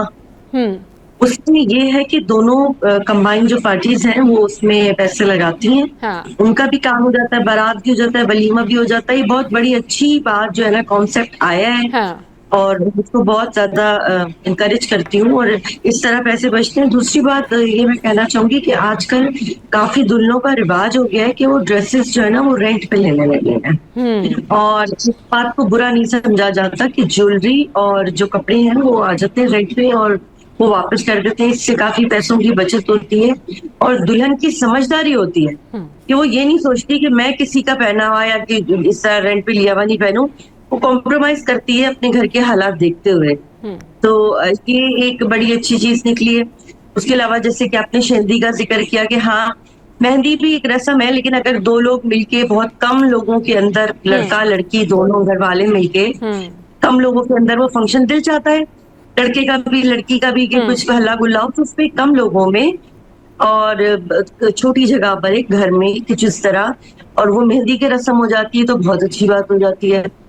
और बाकी रही बात के जो खाने का सिलसिला है, खाने में इतनी वैरायटी, लोग पता है कि आप पता नहीं कौन से कॉम्प्लेक्स में आते हैं कि यहाँ से वहां तक खानों की जो ना इक़साम होती हैं कि इतना ये है ये है ये। उससे क्या होता है कि जो खाने वाले गेस्ट होते हैं ना वो भी सही से नहीं खा पाते क्योंकि वो थोड़ा थोड़ा होता है और वो इंजॉय नहीं करते। तो मेरा ख्याल से 2 खाने बहुत है, बहुत हो गया तो 3 खाने, और वो सही तरह अच्छी मतलब क्वांटिटी में हो, जितने मेहमान बुलाए हैं उतने हो। तो मेरे ख्याल से तो खाने के सिलसिले में भी थोड़ा हाथ रोकना चाहिए और मतलब मुनासिब अच्छा है खाना होना चाहिए, लेकिन अपनी जेब को देखते हुए, ना कि लोगों के इन्फ्लुएंस में आके कि लोग क्या कहेंगे कि हमारे पास 10 किस्म की डिशेस नहीं थी। मेरे ख्याल से तो अपने बारे में ज्यादा सोचना चाहिए कि हमारे लिए क्या अच्छा हो रहा है। बिल्कुल ठीक कह रही हैं कि अपने बारे में ज्यादा सोचना चाहिए। अच्छा, ये जो शेंदी का कॉन्सेप्ट है इसको कैसे देख रही हैं? शेंदी मुझे थोड़ा सा ऑड लगता है क्योंकि शादी और वलीमा मुझे ठीक लगता है। अच्छा। वो एक 2 बड़ी और क्या कहना चाहिए जरूरी इवेंट है ना। हाँ। और मेहंदी जरूरी नहीं है तो उसको शादी के साथ जोड़ना मुझे मुनासिब नहीं लगता। शादी और वलीमा जो है बेसिक है, उनको जोड़ के बड़ा ग्रेसफुल सा इवेंट लगता है फिर वो। हाँ, तो अच्छा, ये जो माइयों है, माइयों कुछ लोग कंबाइन करते हैं, कुछ लोग कहते हैं नहीं भाई हम सिर्फ हम खुद आएंगे अकेले लड़की वालों के घर, या फिर लड़की वाले बाद में भी जाएं, मेहंदी आएगी भी मेहंदी जाएगी भी। बट समटाइम्स अब ये बहुत ज़्यादा मतलब हाँ, अब तो यही होता है कि भाई एक ही जगह माइयों हो जाता है, तो किस तरीके से फिर माइयों की तकरीब को भी कंपोज कर लेना चाहिए। और ये जो बरी है या फिर ये जो पिन्हावनी होती है, इसमें भी बहुत सारे खर्चे होते हैं, दीगर भी तो और खर्चे होते हैं ना, उसके ऊपर भी बात करें आयशा खान। जो शादियों में आपको लगता है कि छोटे छोटे बहुत सारे खर्चे होते हैं, उसको थोड़ा सा कट डाउन करके या कंपोज करके करें तो बहुत सारे पैसे बच सकते हैं लोगों के। अच्छा, ये देखिए, ये जो डबल मेहंदी का आपने कहा, ये अभी मुझे लगता है कि थोड़ा सा इसका रुझान कम हो गया है। हाँ, पुराने जमाने में जब हमारी शादी वादी हुई थी तब जरा ज्यादा था कि बरी लेके आना है, बरी लेके जाना है, वो आ रहे हैं, वो जा रहे हैं। अभी भी कुछ घरों में इस तरह से है कि वो बाकायदा अच्छा। तौर पर उसको मेहंदी आने जाने का नाम नहीं देते हैं, लेकिन वो ये कहते हैं कि नहीं जी हम बरी लेकर आएंगे, या हम हाँ, बरी। उस दिन एक दिन हम पहले आएंगे, तो वो वही काउंट हो जाती है। मतलब खर्चा हाँ, लोगों का हाँ, उतना हाँ, ही होता है, लेकिन वो उसका नेम चेंज कर दिया हुआ उन्होंने। हाँ, हाँ, हाँ, सही कह रही हैं आप। क्योंकि हाँ, क्योंकि पहले आप जिस टाइम की बात कर रही है ना, उस टाइम पर जैसे मेरे चचा की शादी हुई थी तो बड़ी धूमधाम से हुई थी, तो उसके जो इवेंट्स थे वो खत्म होने का नाम ही नहीं ले रहे थे। और मेरे अब्बू ने बड़े धूमधाम से उनकी शादी की थी कि जी मेहंदी आएगी भी तो मेहंदी जाएगी भी, तो वलीमा भी है तो वो जो है ना ये भी होगा तो वो भी होगा। तो उस तरह के इवेंट्स अब नहीं होते, लेकिन अब उसी की ना एक और शक्ल आ गई है जिसको आप कंबाइन कर लें, या फिर वो एक दिन पहले हम ये कर लेंगे, तो खर्चा लोगों का उतना ही आता है, लेकिन वो बस नेम्स जो है उन्होंने चेंज कर दिए हैं। तो इसको कैसे कंपोज करें? देखिए, मुझे ऐसा लगता है कि जो ज्यादा अभी भी जो अफोर्ड कर सकते हैं ना, हाँ, उन लोगों के ये ज्यादा ख्याल आते हैं कि ब्राइडल शावर है तो कवाली नाइट है तो आज हाँ, फलानी नाइट ये है। हाँ, ये अभी भी वो लोग ही कर रहे हैं जो अफोर्ड कर सकते हैं। हाँ, और जो नहीं कर सकते, उनके ऊपर बर्डन तो आता है, लेकिन वो क्या करते हैं कि वो उनके ऊपर बर्डन आता है जहेज देने का, उनके हाँ, ऊपर बर्डन आता है मेहमान खाना, ये हाँ, चीजों का। वो बिल्कुल, इवेंट्स इतने नहीं कर पाते क्योंकि उनकी इतनी हैसियत नहीं होती है। हाँ, लेकिन उसके बावजूद, ये आपने सही कहा, पहनावनियों का बड़ा जिक्र है, तो ये हाँ, बहुत ज्यादा गैर जरूरी बोझ है जो लड़की वालों पर डाला जाता है कि वो हाँ, एक तो लड़की दे रहे हैं, उसका सामान दे रहे हैं, फिर घर वालों के लिए तोहफे दे रहे हैं। तो हाँ, दिस इज टू मच। तो मेरे सही, ख्याल से तो ससुराल वालों को अंडरस्टैंड करना चाहिए कि भाई वो हाँ, लड़की दे रहे हैं, खुद ही पहले ही ये बात कर लेनी चाहिए कि हमें किसी किस्म के तोहफों की, जहेज की, या अपनी बेटी को बहुत कुछ सोना वगैरह दें, जरूरत नहीं है। आपको जो देना है मुनासिब सा, जितना अफोर्ड कर सकते हैं वो आप अपनी बेटी को दें। जैसे कि आजकल गोल्ड देखें खरीदना लायक नहीं रहा है, तो हाँ, लोग मजबूर हैं, मतलब साहिबे हैसियत जो नहीं है, हाँ, तो वो क्या करते हैं कि ना अब चांदी का भी बना लेते हैं और आर्टिफिशियल भी बना लेते हैं। तो अगर ऐसा कुछ हो रहा है, और लड़के वालों को भी मैं ये कहूंगी कि वो लड़के वालों को प्रेशराइज ना करें कि उनको सोना देने के बारे में या उनकी जो मेहर की रकम होती है उसके बारे में। सिर्फ लड़की वालों को नहीं, मतलब लड़के वाले भी चाहते हैं कि उनके ऊपर थोड़ा प्रेशर कम किया जाए। बिल्कुल सही कह रहे हैं कि लड़के वाले भी चाहते हैं उनके ऊपर थोड़ा प्रेशर कम किया जाए। अच्छा आयशा, एक हमारी एक्ट्रेस हैं बुशरा आपा, बुशरा अंसारी, तो जाहिर है उन्होंने भी अपनी बेटियों की शादियां की है और वो बहुत ज़बरदस्त एक्सपीरियंस शेयर करती हैं, और मुझे उनकी 2-3 बातें बहुत अच्छी लगी। और वो बातें ये थी, वो ये कह रही थी कि ये जो सामान वगैरह देते हैं, या फिर उनके अलावा भी बहुत सारे अब जो एक्सपर्ट हैं या जो बहुत सारी हमारी सीनियर एक्ट्रेस हैं, वो भी अब ये कहती हैं कि ये जो इतना सामान देते हैं और जहेज़ का सामान देते हैं जो कि लाखों रुपए का होता है, मतलब अगर किसी ने डिनर सेट लेना है तो वो इतना महंगा है, एक एक चीज़ इतनी महंगी होती है। इसके बजाय लड़कियों को घर दें, इसके बजाय लड़कियों को आप ऐसी चीज़ दें जिससे उनकी सिक्योरिटी बढ़े वहां पे जाके ना। मतलब अब ये सारी चीजें, खुदा ना खास्ता किसी का झगड़ा हो जाता है, खुदा ना खास्ता कोई लड़की नहीं रहना चाह रही, खुदा ना खास्ता कोई लड़की अगर फर्ज करे जॉब करती है तो उसका सामान सारा वहीं का वहीं रह जाता है, तो वो जो इतना पैसा लगा हुआ होता है किसी भी सामान पे, वो कहीं ना कहीं रह जाता है, या फिर वो कहीं ना कहीं पड़ा रह जाता है, या फिर वो ससुराल वाले उस तरह से ऑनर नहीं करते। लोगों की नज़रों में तो ये होता है कि जी सब कुछ दिया है, लेकिन फिर भी घर नहीं होता। तो वालिदैन को चाहिए कि वो इतना सारा जो एक्सपेंस, मेहंदी, माइयों, शादी और सारी चीज़ों में इतना एक्सपेंस करते हैं, खर्चा करते हैं, उनको चाहिए कि वो ये खर्चे कंपोज करके अपनी बेटियों को अगर घर दे दें, और अगर घर ना भी दे सकें तो वो लिमिटेड अमाउंट में अगर कोई फ्लैट, कोई घर बुक करा के दे दें, जिसकी बाद में इंस्टॉलमेंट अगर उनका दामाद पे करने पर राजी हो, तो वो ज़्यादा बेहतर नहीं है। अपार्ट फ्रॉम दैट कि वो इतना कुछ देते हैं और वो 10 साल बाद, 15 साल बाद पुराना हो जाता है या किसी काम नहीं आता। देखिए बात ये है कि ससुराल वालों की जो उम्मीदें होती हैं, सिर्फ नेक फरिश्ता सिपत तो लोग मिलते नहीं है। हाँ एग्जैक्टली, उनकी बिल्कुल ठीक उम्मीद कह रही यही होती है कि घर में सामान आए। हाँ लड़की को जब वो घर देंगे ना, तो वो उससे उनको कोई फायदा नहीं होगा। उनको लगेगा ये तो मेरा बेटा लेके अलहदा हो जाएगी, इसको तो हाँ बाप ने घर दे दिया है। सही इस बात पे काफी बातें बनेंगी। मतलब ये समझे सामान तो देना पड़ता ही है, हाँ जब तक कि ये वाले कॉम्प्रोमाइजिंग ना हो ना, हाँ। तो तब तक इस रस्म से छुटकारा मुमकिन ये नहीं है। सोशल प्रेशर है ना कि जी आपको क्या दिया जहेज में, या सामान क्या दिया। बहुत सारे बिल्कुल, ऐसे लोग भी हैं आयशा जो बहुत कहते सारे हैं हैं। नहीं भाई हमें नहीं चाहिए जहेज। हाँ हाँ, अब हो गए हैं। हम्म। अब ऐसे लोग सामने आ रहे हैं, पढ़े लिखे हैं हाँ। और अवेयरनेस हो गई है, तो ऐसा होता है। उस सूरत हाल में तो दिया जा सकता है फ्लैट, बाकी चीजों को छोड़ के। हाँ अदरवाइज देखिए पॉसिबल नहीं होता, जहेज देना ही पड़ता है। अगर मैं टू बी वेरी ऑनेस्ट, मैं हाँ अगर प्रैक्टिकल होके कहूँ तो जहेज देना पड़ रहा है आजकल बिल्कुल प्लीज। सही कह रही हैं, जहेज देना पड़ता है। चलो इस पे मजीद बात करते हैं। यहाँ वक्त तो एक ब्रेक का, ब्रेक के बाद वापस आते हैं, फिर डिस्कशन कंटिन्यू करते हैं।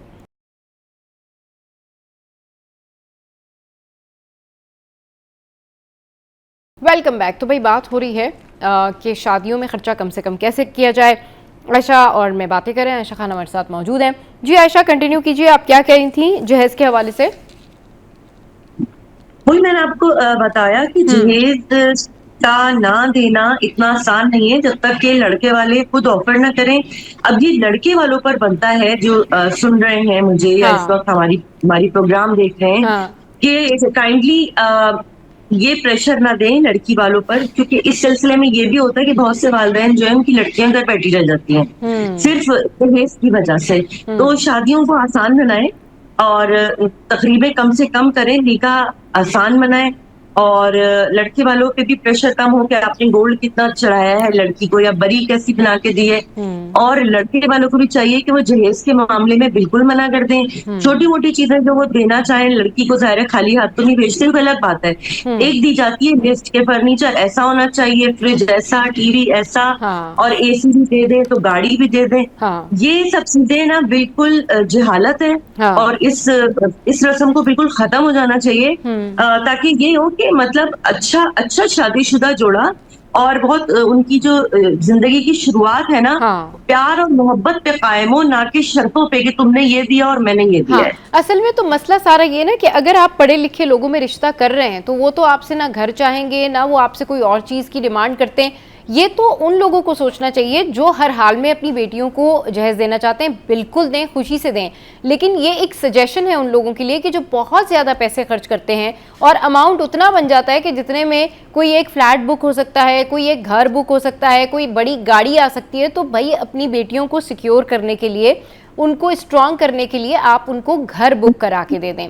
आप उनकी कोई ऐसी हेल्प करें कि जो बाद में उनके काम आए। वरना तो यूजुअली यही होता है ना कि अगर किसी ने किसी को बहुत सारे डिनर सेट दिया हुआ है या किसी ने जहेज में बहुत सारी चीज़ें दी हुई हैं, वो एक टाइम तक यूज़ होती हैं, उसके बाद फिर वो जाहिर सी बात है उनको नई चीज़ें लेना होती हैं, टाइम बदल जाता है। बट अगर आप उनकी सिक्योरिटी के लिए उन्हीं के नाम घर कर देंगे तो कल को उनके भी काम आएगा। उनके जो ससुराल वाले अगर कहीं रहते हैं तो उनके भी काम आ सकता है, उसके अपने फ्यूचर के लिए काम आ सकता है। तो ये तो वो माइंडसेट है ना जो हम चाह रहे हैं कि भाई अगर खर्चा ही करना है तो उस खर्चे को आप ज़ाया ना करें, अपना पैसा ज़ाया ना करें सोशल प्रेशर में आके। जी आयशा।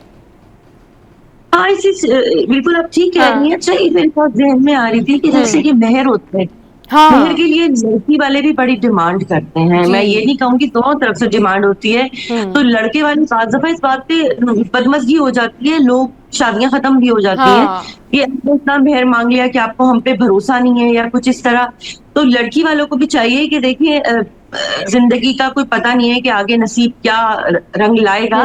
तो पैसे जो है ना वो खुशगवार शादी की जमानत नहीं होते हैं। तो मेरे ख्याल से तो एक मुनासिब सी रकम जो है ना वो तय करनी चाहिए, इसमें लड़के वालों को भी सहूलत हो और आपको भी सहूलत हो। क्योंकि अगर आप पहले ही शर्तें लगा देंगे कि अगर तलाक हो गई तो कितने, तो शादी के पहले ही अगर आपको इतने वसवसे हो रहे हैं तो भी शादी करने का फायदा नहीं होता। हाँ बिल्कुल बिल्कुल सही कह रही है कि वो चीज़ें देख लेनी चाहिए। लेकिन अब ये छोटी छोटी चीज़ें होती हैं जिसके ऊपर ना आपको थोड़ा सा सोचने की और थोड़ा सा तहम्मुल मिजाजी से काम लेने की ज़रूरत होती है।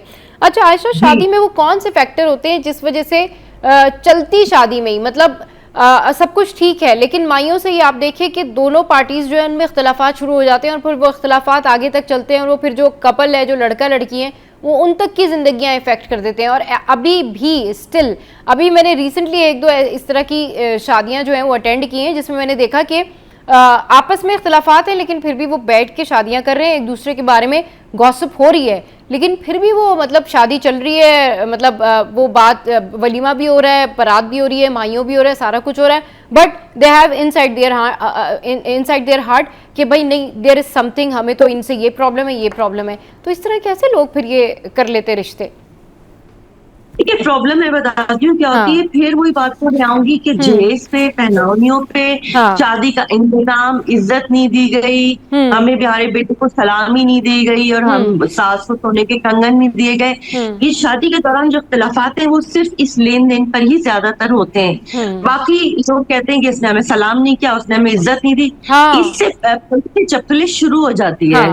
और मैं ये फिर कहूंगी कि पढ़े लिखे लोग अगर आप ढूंढ के देखें और शादी करने से पहले जो है ना उसके पैसे वगैरह ना देखें, इमारत ना देखें, बल्कि ये देखें कि खानदान कैसा है। तो पैसे तो आनी जानी चीजें लड़की के नसीब से आ ही जाएंगे। हाँ, अब कॉमन सेंस की बात है ना आयशा कि अब अगर किसी ने किसी के पास रिश्ता तय किया है तो अब बाकी रिश्तेदार जो हैं, बाकी जो रिलेटिव्स हैं, उनकी तो गारंटी नहीं ली हुई ना। अब अगर किसी ने जाके दूल्हा की अम्मी को सलाम नहीं किया तो इसमें बेचारी दुल्हन की अम्मी का क्या कसूर है? बिल्कुल ऐसा ही है। तो बिल्कुल ऐसा। ये वाला प्रॉब्लम जो है ना शादियों में बहुत ज्यादा होता है कि आप हर किसी को तो नहीं कह सकते कि जी जाएं फलां की रिस्पेक्ट करें, जाएं फलां की रिस्पेक्ट करें। तो आपको इस तनाजुर में ना एक रिस्पेक्टेबल फैमिली ही ढूंढनी होती है कि ओवरऑल फैमिली रिस्पेक्टेबल हो तो आपको शिकायतें ही नहीं होती। फिर आपकी मेंटल अंडरस्टैंडिंग होनी चाहिए लड़की वालों से, ना कि आप ये देखें कि घर कितना बड़ा है, आप ये देखें कि आपकी इज्जत कितनी कर रहे हैं। हाँ, बेटी सुकून से रहेगी कि नहीं रहेगी, चाहे वो बाइक पे घूम ले, लेकिन उसके जहन में सुकून तो होना, दिल में इत्मीनान तो होना। बिल्कुल। अच्छा, रेड फ्लैग्स क्या होते हैं आयशा? कोई रिश्ता करते वक्त अगर आप लड़के से बात करते हैं या लगता है कि भाई ठीक है, मतलब आप रिश्ता कर रहे हैं, लड़के की माँ से मिल रहे हैं, लड़की की माँ से मिल रहे हैं, so what are the red flags जिसकी वजह से आपको सोचना चाहिए कि ये रिश्ता नहीं करना चाहिए या कर लेना चाहिए? पॉजिटिव पॉइंट्स क्या होते हैं? बहुत सारी चीजें रेड फ्लैग्स मैं बताती हूँ। सबसे पहले तो वो लड़की से पूछती हैं आपको घर का क्या क्या काम आता है, खाना पका लेती हैं, सिलाई कर लेती हैं, क्या क्या आप कर सकती हैं। तो ये चीजें ना, ये इन चीजों पे रिश्ता तय नहीं होता कि लड़की खाना पकाएगी तो शादी होगी। लड़की की सीरत देखें, खानदान देखें, उसकी तालीम देखें।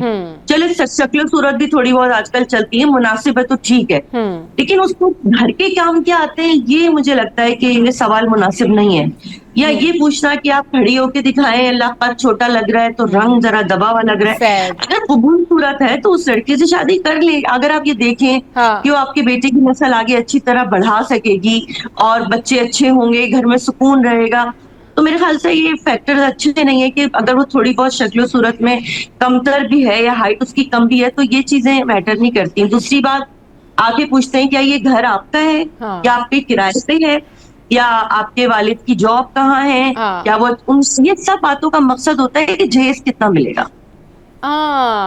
सही जी, बिल्कुल। और पॉइंटर्स गिनवाइए आयशा, रेड फ्लैग्स के बारे में बात करेंगे।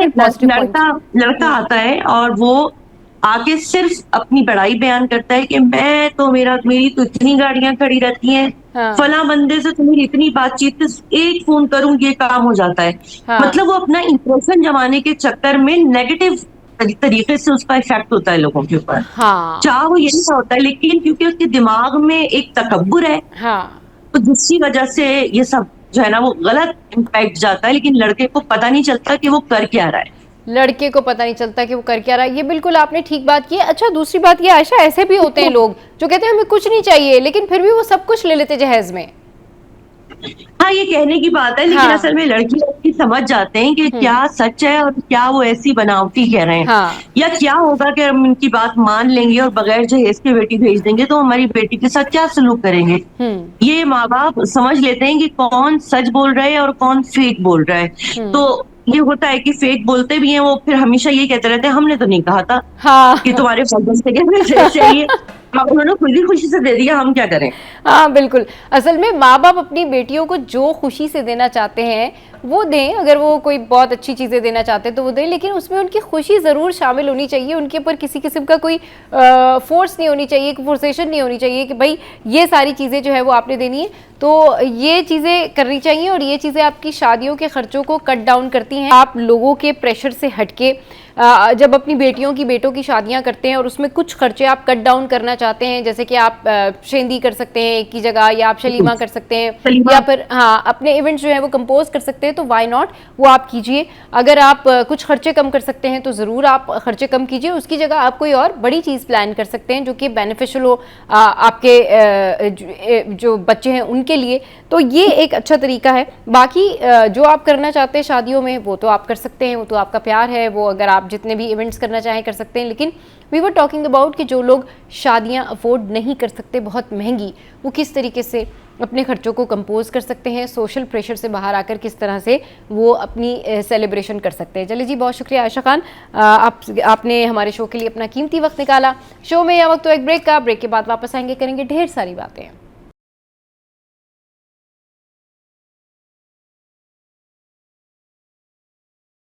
Welcome back. तो भाई बढ़ते हुए पेट्रोल में और ये जो सूरत हाल है जिससे कराची के नौजवान या कराची हाइट्स गुजर रहे हैं, अब लोगों ने किया है कि भाई इलेक्ट्रिकल व्हीकल्स ख़रीद लिए जाएं, लेकिन कैसे, वो भी तो महंगे होते हैं और उसकी चार्जिंग में कितने पैसे जाते हैं और क्या उसको चलाने का तरीका है। लेकिन फिर भी आप देखें कि अब भी यूनिवर्सिटीज़ में और बहुत सारे ऐसे कॉलेजेस हैं जहाँ पर आपको इलेक्ट्रिक व्हीकल्स नज़र आएंगे और ये एक अच्छा साइन है। इससे न सिर्फ लोगों के पैसे बचते हैं बल्कि पोल्यूशन में भी कमी होगी और जो ट्रैफिक की जैम की सूरत हाल आपको नज़र आती है शायद वो भी कम हो जाए। इस पर बात करने के लिए अब्दुल्ला शारी साहब ने हमें ज्वाइन किया है, जिनका ख़ुद का जो है वो ऑटोज़ है, शारी ऑटोज़ है और इलेक्ट्रिकल व्हीकल से इनका ताल्लुक है। इनको शो में वेलकम करते हैं। अस्सलाम वालेकुम sir, welcome to the show. कैसे हैं आप? ठीक ठाक हैं जी? अच्छा, ये बताइए कि इन हालात में जबकि पेट्रोल जो है वो इतना ज़्यादा महंगा है और आवाम बहुत ज़्यादा परेशान है, इलेक्ट्रिकल व्हीकल की कितना बेनिफिशियल है, कितना फ़ायदेमंद है लोगों के लिए, ख़ास तौर पे स्टूडेंट्स के लिए? जी बिल्कुल, अल्हम्दुलिल्लाह पूरी दुनिया के अंदर आप देख रहे हैं कि इलेक्ट्रिक व्हीकल की कॉन्सेप्ट बहुत ज़्यादा है, क्योंकि माहौल दोस्त भी है और पेट्रोल से बचत भी हो जाती है। पाकिस्तान में दौर अब आया है पेट्रोल कीमत ज़्यादा होने की वजह से। अल्हम्दुलिल्लाह पाकिस्तान के अंदर स्कूटी का और फीमेल मोबिलिटी का कॉन्सेप्ट हम लेकर आए थे 7 साल पहले, और आज अल्लाह का शुक्र आप खवातीन को देख रही होंगी पूरे पाकिस्तान में सवारी चला रही है। इलेक्ट्रिक व्हीकल की अगर हम बात करते हैं तो ये इंडियन व्हीकल से थोड़ा सा इसका कॉन्सेप्ट अलग है, कयास आराइयाँ और गलत फहमियाँ ज़्यादा है। सबसे बेहतर है माहौल के हिसाब से, सबसे बेहतर है कीमत के हिसाब से, सबसे बेहतर है इसके किलोमीटर्स के हिसाब से, क्योंकि अगर किसी के पास सोलर लगा हुआ तो वो तो 2-3 महीने में इसके पैसों को पूरा कर लेता है, और अगर किसी के पास सोलर सिस्टम नहीं है तो तकरीबन 8 या 12 रुपए के दरमियान 1 किलोमीटर पड़ता है। मेरा ख्याल में अगर ये 100 किलोमीटर आपके चला जाता है 200 रुपए के ऊपर, तो इस वक्त सबसे ज्यादा बेहतर यही है। क्योंकि अगर आप मोटरसाइकिल की बात करें तो 200 किलोमीटर के लिए आपको कम से कम इस वक्त 700 से 800 का पेट्रोल चाहिए होगा।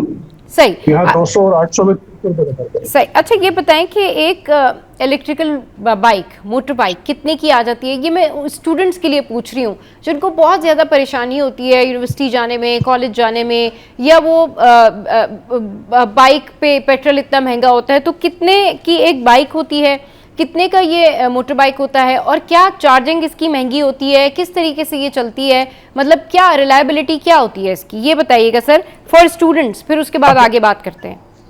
मैं सबसे पहले तो आपको बता दूं कि इसका चार्जिंग करना बहुत आसान है। अच्छा। ये जिस तरह आप लैपटॉप या मोबाइल चार्ज करते हैं, इसी तरीके से आपने स्कूटी को प्लग में चार्ज करना है। इसके लिए किसी स्टेशन की पावर रूम की जरूरत नहीं है, क्योंकि ये 6 से 8 घंटे में चार्ज होती है, तकरीबन ओवरनाइट। जो इस वक्त हमारे यहाँ माहौल है वो रात को चार्ज पे लगा देते हैं और सुबह चार्ज से निकाल लेते हैं, और अगर सोलर वाले हैं तो सुबह लगाते हैं और दोपहर तक वो चार्ज पे निकाल लेते हैं। ये एक तरीके कार है।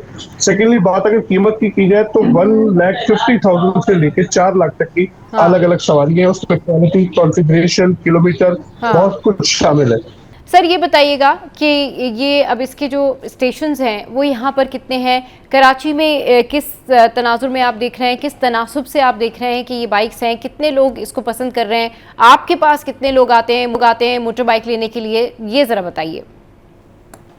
अच्छा, मैं यहाँ पर सबसे पहले आपको एक चीज बताता चलूँ कि इसके चार्जिंग स्टेशन की जरूरत नहीं है, क्योंकि ये कोई अलग पावर प्लांट की इसकी जरूरत नहीं है। जस्ट आपके मोबाइल या लैपटॉप की तरह पावर बैंक जिस तरह आप इस्तेमाल करते हैं इस तरह हाँ। चार्ज हो सकता है। अच्छा। और इसमें आप ओवरनाइट इसको नॉर्मल चार्ज करेंगे। मैंने 2-3 दिन से मैं तजवीज दे रहा हूँ कि कराची के अंदर मुख्तलिफ शॉप्स वाले, अगर आपने रेलवे स्टेशन पे देखा हो तो मोबाइल चार्ज करने के छोटे से ठेले लगे होते हैं और 50-60 लोग मोबाइल चार्ज कर रहे होते हैं। सही। अगर आपने देखा हो। अच्छा। अगला कुछ अरसे बाद आपको यही दौर कराची के अंदर नजर आएगा कि दुकान खुली होगी और वो 100 रुपए घंटा, 50 रुपए घंटा, जो भी उसके रेट होंगे वो उस हिसाब से चार्ज कर रहा होगा। और ये बहुत अच्छी चीज होगी। इसके लिए प्रॉपर कोई करोड़, 2 करोड़, 20 करोड़ की जगह लेके चार्ज स्टेशन की जरूरत नहीं है। ये नॉर्मल एक दुकान भी अगर ले और 10 गाड़ी चार्ज तो उसकी दुकानदारी भी चलेगी और चार्जिंग वाले को आसानी भी हो जाएगी। ये कॉन्सेप्ट आना आसान हो जाएंगे। जहां तक बात आ जाती है कीमत की, तो इस वक्त जो स्टूडेंट है वो हमसे तकरीबन 1,50,000 से लेके 1,70,80,000 तक की गाड़ी ले रहे हैं। और जिनकी राइड थोड़ी ज्यादा है वो तकरीबन आप समझ लें कि 1,80,000 से लेके 2,40,000 तक ले रहे हैं। और जिनको थोड़ी सी ज्यादा स्पीड या ज्यादा किलोमीटर या ज्यादा फैंसी गाड़ी चाहिए तो वो तकरीबन 3 लाख तक की गाड़ियां मौजूद है। यहाँ एक आपके चैनल के तवज्जुह को बताना बहुत जरूरी समझता हूँ कि अगर कोई 100 किलोमीटर कह रहा है तो उसको आप 100 नहीं समझेंगे, उसको आप 70 से 80 किलोमीटर समझेंगे। अगर कोई पाकिस्तान का सबसे बड़ा ब्रांड 70 सीसी 70 किलोमीटर का क्लेम करता है तो 70 किलोमीटर नहीं देता, वो 50 किलोमीटर देता है। तो इसी तरह अगर आप इलेक्ट्रिक व्हीकल लेने जा रहे हैं तो कोई भी दुकानदार या कंपनी अगर क्लेम कर रही है 100 किलोमीटर, 50 किलोमीटर, तो उसमें से आपने उसको कुछ कम समझना है। हमारे मुल्क में थोड़ा सा फुकदान ये है कि मालूमात नहीं है, ईवी का कॉन्सेप्ट मालूम नहीं है। कंपनी ने गाड़ी भेज दी, उसकी तारीफें की और भेज। तो ज्यादा काम अरसे से कर रहे हैं उनसे रब्ता करें। आपके तवज्जुह से बताता चलूं, ऑनलाइन बाइंग बिल्कुल भी मत करें, क्योंकि फ्रॉड चल रहा है। अच्छा। 3 लाख रुपए की गाड़ी के 1 लाख रुपए का एड आपने देखा होगा अक्सर जगहों पे, तो वो ऑनलाइन फ्रॉड है। 5-10 हजार रुपए दे दिए और उसके बाद वो गायब। अच्छा। तो ये सबको समझने की जरूरत है। खरीदार अपनी मर्जी से, अपनी पसंद से, जो उसको समझ में आता है मार्केट से जाके परचेज करे। ऑनलाइन बाइंग इस वक्त बहुत ज्यादा खतरनाक है। सही। अच्छा, आप कह रहे हैं ऑनलाइन बाइंग जो है ये इलेक्ट्रिकल व्हीकल की बहुत ज़्यादा ख़तरनाक है।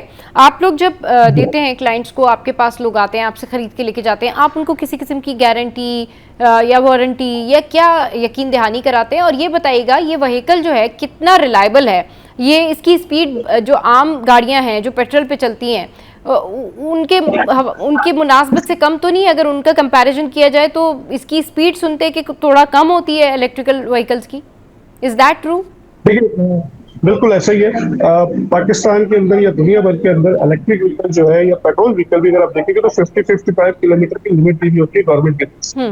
तो यहाँ पर हमारे पास 45 फॉर स्टूडेंट, 50-55 फॉर फीमेल और 60-65 फॉर आउटडोर वर्कर के लिए।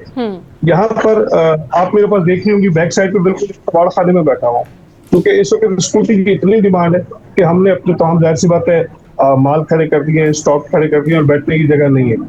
हमें सिर्फ कस्टमर को समझाना है कि आपने अपनी कीमत के हिसाब से, ये मैं चश्मा आपको मिसाल के तौर पर दिखाता हूँ, 200 रुपए का अगर ये है तो ये अपनी कीमत के हिसाब से मुनासिब है।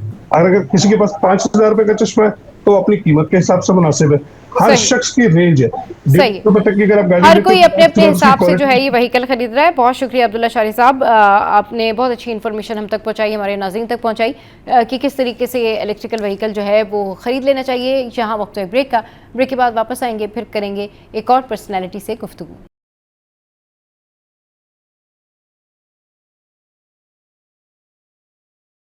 Welcome back. अब कुछ बात कर लेते हैं फैशन की। और फैशन जो है वो ऐसा होता है कि नया नया ट्रेंड जब आ रहा होता है तो फिर हम ये सोचते हैं कि भाई अब ट्रेंड क्या है, अब फैशन में क्या कुछ इन है। और फैशन वो जो आपका कंफर्ट जोन है, फैशन वो जिसको करते हुए आप कंफर्टेबल फील करें। फैशन वो नहीं होता कि आपके ऊपर फिट इन नहीं हो रहा लेकिन फिर भी आपने जो है वो गॉगल्स पहन लिए हैं, फिर भी आपने ग्लासेस पहन लिए हैं, फिर भी आपने वो उस तरीके की जो है वो ड्रेस पहन ली है जो आपको सूट नहीं कर रही। ऐसा फैशन जो कि ट्रेंडिंग भी हो, आपको सूट भी करे, तो वो क्या है, इस पर बात करने के लिए हमारे साथ जोइला ने हमें ज्वाइन किया है। स्टाइलिस्ट हैं, फैशन डिज़ाइनर भी हैं, उनको शो में वेलकम करते हैं। अस्सलाम वालेकुम जोइला, गुड मॉर्निंग, कैसी हैं आप? ठीक ठाक हैं? गुड मॉर्निंग, बिल्कुल ठीक, आप कैसे हैं? मैं बिल्कुल ठीक ठाक। जोइला ये बताइए क्या कुछ इन है आज क्लोथिंग में? देखिए आजकल बहुत कुछ इन है। हमारे पास जो है ना काफ्तान चल रहे हैं, हमारे पास फर्शी शलवार के ट्रेंड को हटा के अब बलून पैंट्स पे हम लोग शिफ्ट हो गए हैं। हाँ। एक नया ट्रेंड मुतारिफ हो गया है, बट बात वही आ जाती है कि जो है ना वॉट एवर सूट्स यू वो आप करें, ठीक है। हमारे पास जैसे फर्शी शलवार पे कॉन्सेप्ट था कि बल्कि खवातीन या जो है ना स्लिम खवातीन, कौन से लोग जो ना कौन सी कैटेगरीज को कैरी कर सकती है, तो फर्शी शलवार का हमारे पास ये ट्रेंड था कि जो ना वो स्लिम खवातीन कैरी कर सकती हैं, जबकि अगर हम लॉन्ग सिल्वर्स के साथ अगर बल्कि खवातीन उसको कैरी करेंगी तो वो उनके लिए एक बहुत अच्छा सिल्वर्ट और स्ट्रेट कट के हिसाब से बहुत अच्छा बॉडी को सूट करेगा। अभी हमारे पास बलून बैंड्स आई हुई हैं, हाँ। तो दैट इज मोर डिफिकल्ट कि बल्कि खवातीन उसको कैरी करने में थोड़ा अवॉइड करें, क्योंकि वो उनकी बॉडीज को सूट नहीं करेगा। ठीक, बिल्कुल ठीक कह रही है कि वो उनकी बॉडी को सूट नहीं करेगा। एंड नेक्स्ट और क्या क्या फैशन है ना, ये बताइए। काफ्तान्स बहुत इन है हमारे पास। अच्छा, काफ्तान्स का एक फायदा ये है कि वो एक स्ट्रेट कट है और लॉन्ग है, तो फिर दोनों बॉडी टाइप्स के लिए, कर्वी हो स्लिम हो, सबके लिए वो चल सकता है। And it is like stylish भी है और कंफर्टेबल भी है सबके लिए। तो आजकल वो बहुत हमारे पास एक इन है। और स्ट्रेट सिल्वर्स विद जो ना एलोंगेटेड घेरा हो, थोड़ा आजकल ज्यादा चौड़ा घेरा चल रहा है, अगर वो चीजें सारी आप मद्देनजर रखते हुए जो ना फैशन करते हैं, तो अब वो आपके लिए जो ना एक सेफ साइड है। बजाय कि शॉर्ट शर्ट पहन लिया आपने या कुछ, उसमें इंसान थोड़ा अनकंफर्टेबल होता है क्योंकि वो फिर वही बॉडी का जो ना हमारे इशू आ जाता है। सो या these are the good trends that are going on और सबके लिए जो ना बेनिफिशियल भी है, ये बेनिफिशियल भी है। अच्छा, अभी जो समर्स हैं, अब समर आ रहे हैं, तो अब ये जो गर्मियां हैं इसमें क्या पहनना चाहिए लोगों को कि वो ट्रेंडी भी लगे, अगर वो कैजुअल वेयर भी है तो वो बाहर पहन के आसानी से जा सके, क्योंकि गर्मियों में ना इतनी ज़्यादा लोगों के पास टाइम नहीं होता, इतना एंजाइटी होती है, इतनी टेंशन होती है कि वो कहते हैं भाई ठीक है हमारा जो कैजुअल स्टाइल है ना, यही अगर जो है वो ऑफिशियल स्टाइल हो जाए, यही अगर फॉर्मल स्टाइल हो जाए तो बेहतर है। So what do you prefer कि गर्मियों में ज़्यादातर लोगों को किस तरह की ड्रेसिंग करनी चाहिए कि वो कैजुअल भी हो जाए और प्लस फॉर्मल, और अगर बाहर भी जाना है शाम के टाइम तो वो जा सकें? जी जोइला। अच्छा, गर्मियों के मौसम में सबसे पहले तो आप कलर्स का इंतखाब उस हिसाब से करें। अगर गर्मियां हैं तो लाइट सटल से कलर्स हों, पेस्टल कलर्स हों आपके पास, जिनको आप कैरी कर सके और कंफर्टेबल हो। हाँ। क्योंकि डार्क कलर्स अगर आप कैरी करेंगे तो फिर वही जो हमारा गर्मी का जो ना सिलसिला बहुत ज्यादा होता है, हाँ। जिसकी वजह से आप अनकंफर्टेबल हो जाते हो स्वेट की वजह से। तो try to choose light colours, pastels की तरफ ज्यादा चले जाएं आप। एंड इफ अगर प्रिंटेड पे जा रहे हैं तो फिर अगेन वही आ जाता है कि बड़ा प्रिंट है, छोटा प्रिंट है, according to your body type you can choose कि हमें जो है ना कौन सा प्रिंट ज्यादा सूट करता है।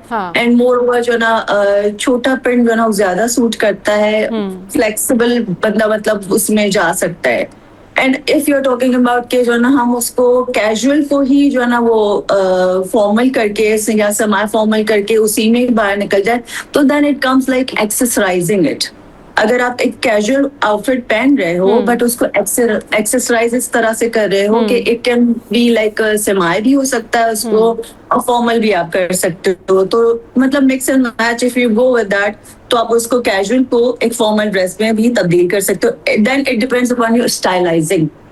सही, बिल्कुल ठीक कह रही हैं कि हाँ, इट्स अप टू यू कि आप क्या कैरी करते हैं, क्या कैरी नहीं करते हैं। अभी फैशन में क्या इन है, नया फैशन क्या है? फर्शी शलवार हो गई या आपने तफ्तान का जिक्र कर लिया, इसके अलावा मजीद क्या चीज़ें इन है जो कि ख़वातीन जो हैं वो वेयर कर रही हैं या फिर अब ट्रेंड में आने वाली हैं? क्योंकि आप लोग तो पहले से ट्रेंड पता चल जाता है ना कि भाई अब क्या ट्रेंड में इन होगा या क्या कुछ होगा, तो ज़रा बताइए।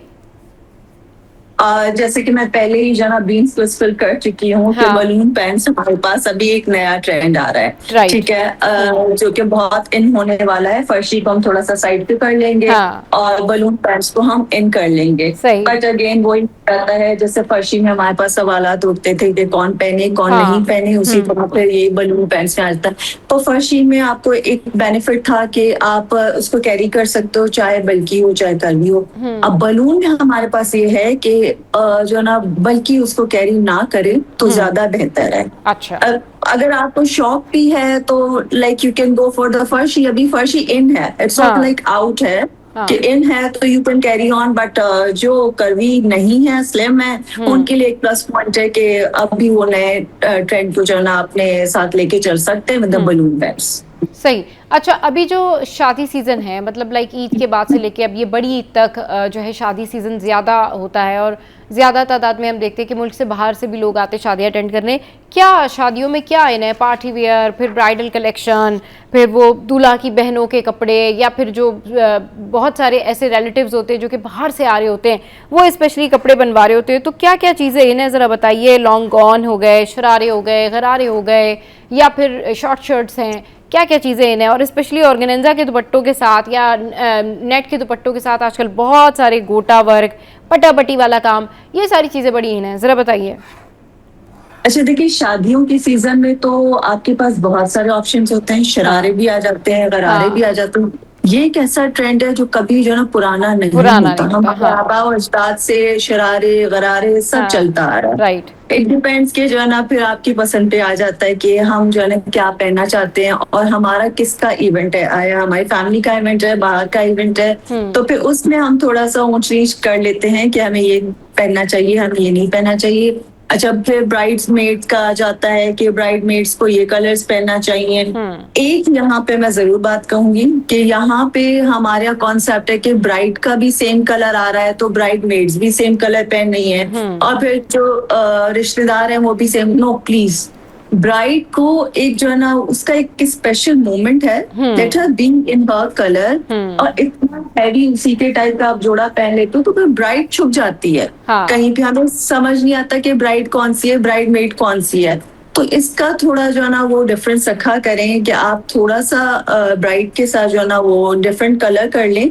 अगर कॉन्सेप्ट अगर आपको थीम भी रखनी है तो थीम वाइज भी आप उस हिसाब से कर लो, बट डोंट डू इट के जो ना ब्राइड वाला ही कलर पहन लिया, उसी तरह से जो ना आपने उतना ही हैवी जोड़ा पहन लिया। सो ये चीजों का ख्याल रखना चाहिए। बाकी शादियों के हवाले से वही शरारे भी चल रहे हैं, गरारे भी चल रहे हैं, गाउन्स भी चल रहे हैं, स्ट्रेट शर्ट्स चल रही हैं। आप जो ना इजार के साथ पहन लो, लूज बॉटम्स के साथ स्ट्रेट कट्स पहन लो, तो उसको स्मार्ट लुक देता है।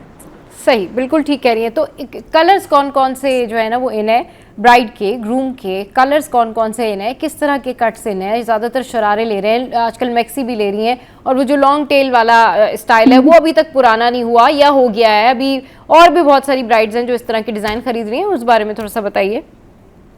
अच्छा, देखिए कलर जो ना पहले हमारा ये कॉन्सेप्ट होता था कि हम रेड पे ही स्टक थे कि ब्राइड है तो हमारा एक ट्रेडिशनल कलर है रेड, या फिर हम मरून पे जाते थे। अब now the time is change, era change हो चुका है, मॉडर्नाइजेशन ज्यादा आ चुकी है, तो ज्यादातर ब्राइड्स आजकल पेस्टल्स को भी चूज कर रही हैं, and that is a bold move basically. एकदम से रेड से जो ना वो पेस्टल्स पे आ जाना, या फिर थोड़े से डिफरेंट कलर्स। आजकल टर्क्वाइज का ज्यादा इन है कि टर्क्वाइज बनवा लेती हैं, पिंक का ज्यादा है, फ्यूशिया पिंक हो गया, पाउडर पिंक हो गया, तो ये ज्यादा जो है ना आजकल कॉन्सेप्ट है। हमारे यहाँ व्हाइट भी जोड़ा पहन लेते हैं, पहले कॉन्सेप्ट नहीं था कि हम व्हाइट जोड़ा जो है ना वो मेन इवेंट पे पहने, बट अब व्हाइट भी चल रहा है वलीमे में ज्यादातर। बट आजकल कुछ लोग ऐसे हैं जो मेन इवेंट पे भी व्हाइट पे जा रहे हैं, जो कि बहुत बोल्ड मूव है हमारे पास।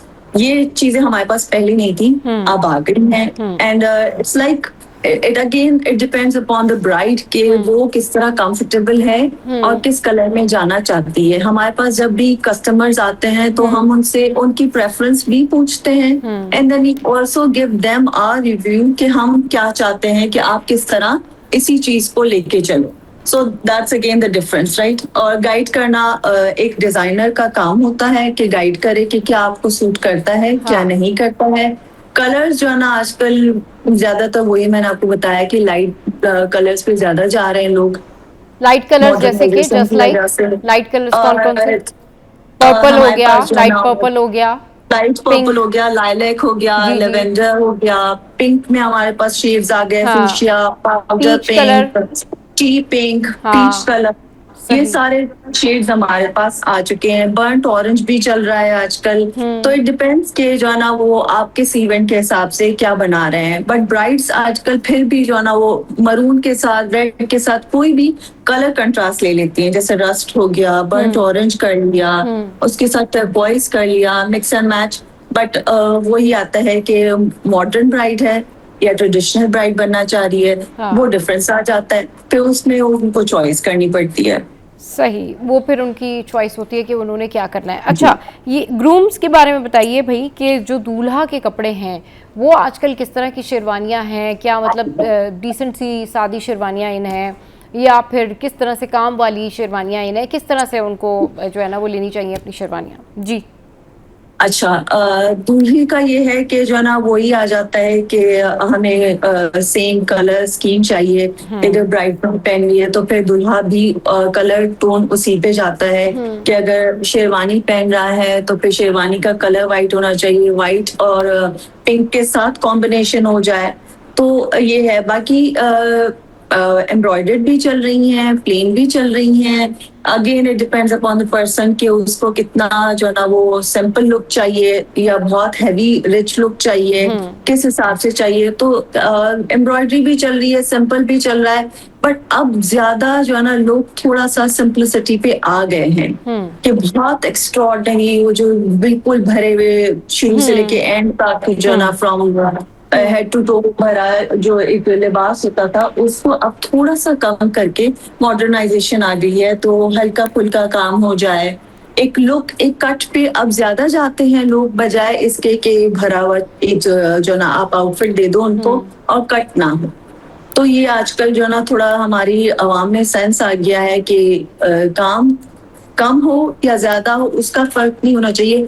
कट किस तरह से है हमारा, क्या है हमारा, सिंपल शेरवानी है तो उसको हम किस तरह से एक मॉडर्न लुक देके प्रेजेंट कर सकते हैं। तो ये सारी चीजें जो ना अब हमारे पास अवेयरनेस आ चुकी है, जो कि एक बहुत अच्छी चीज है। हम थोड़ा लैक करते थे इन चीजों को, but at the time we have learned के जो ना इन चीजों को मद्देनजर रखते हुए हम किस तरह अपने आउटफिट को एक अच्छा लुक दे सकते हैं। सही। चलिए जी, बहुत शुक्रिया आपका ज़ुएला, कीमती वक्त निकाला आपने हमारे शो के बताया कि जी क्या फैशन ट्रेंड जो हैं वो चल रहे हैं, क्या कुछ इन है। चलिए जी, आज के शो से फ़िलहाल इतना ही, और आज का शो जो है उसका फीडबैक हमारी सोशल साइट पर ज़रूर दीजिएगा। हंसते रहिए, मुस्कुराते रहिए, कीप वॉचिंग सीरियल 10।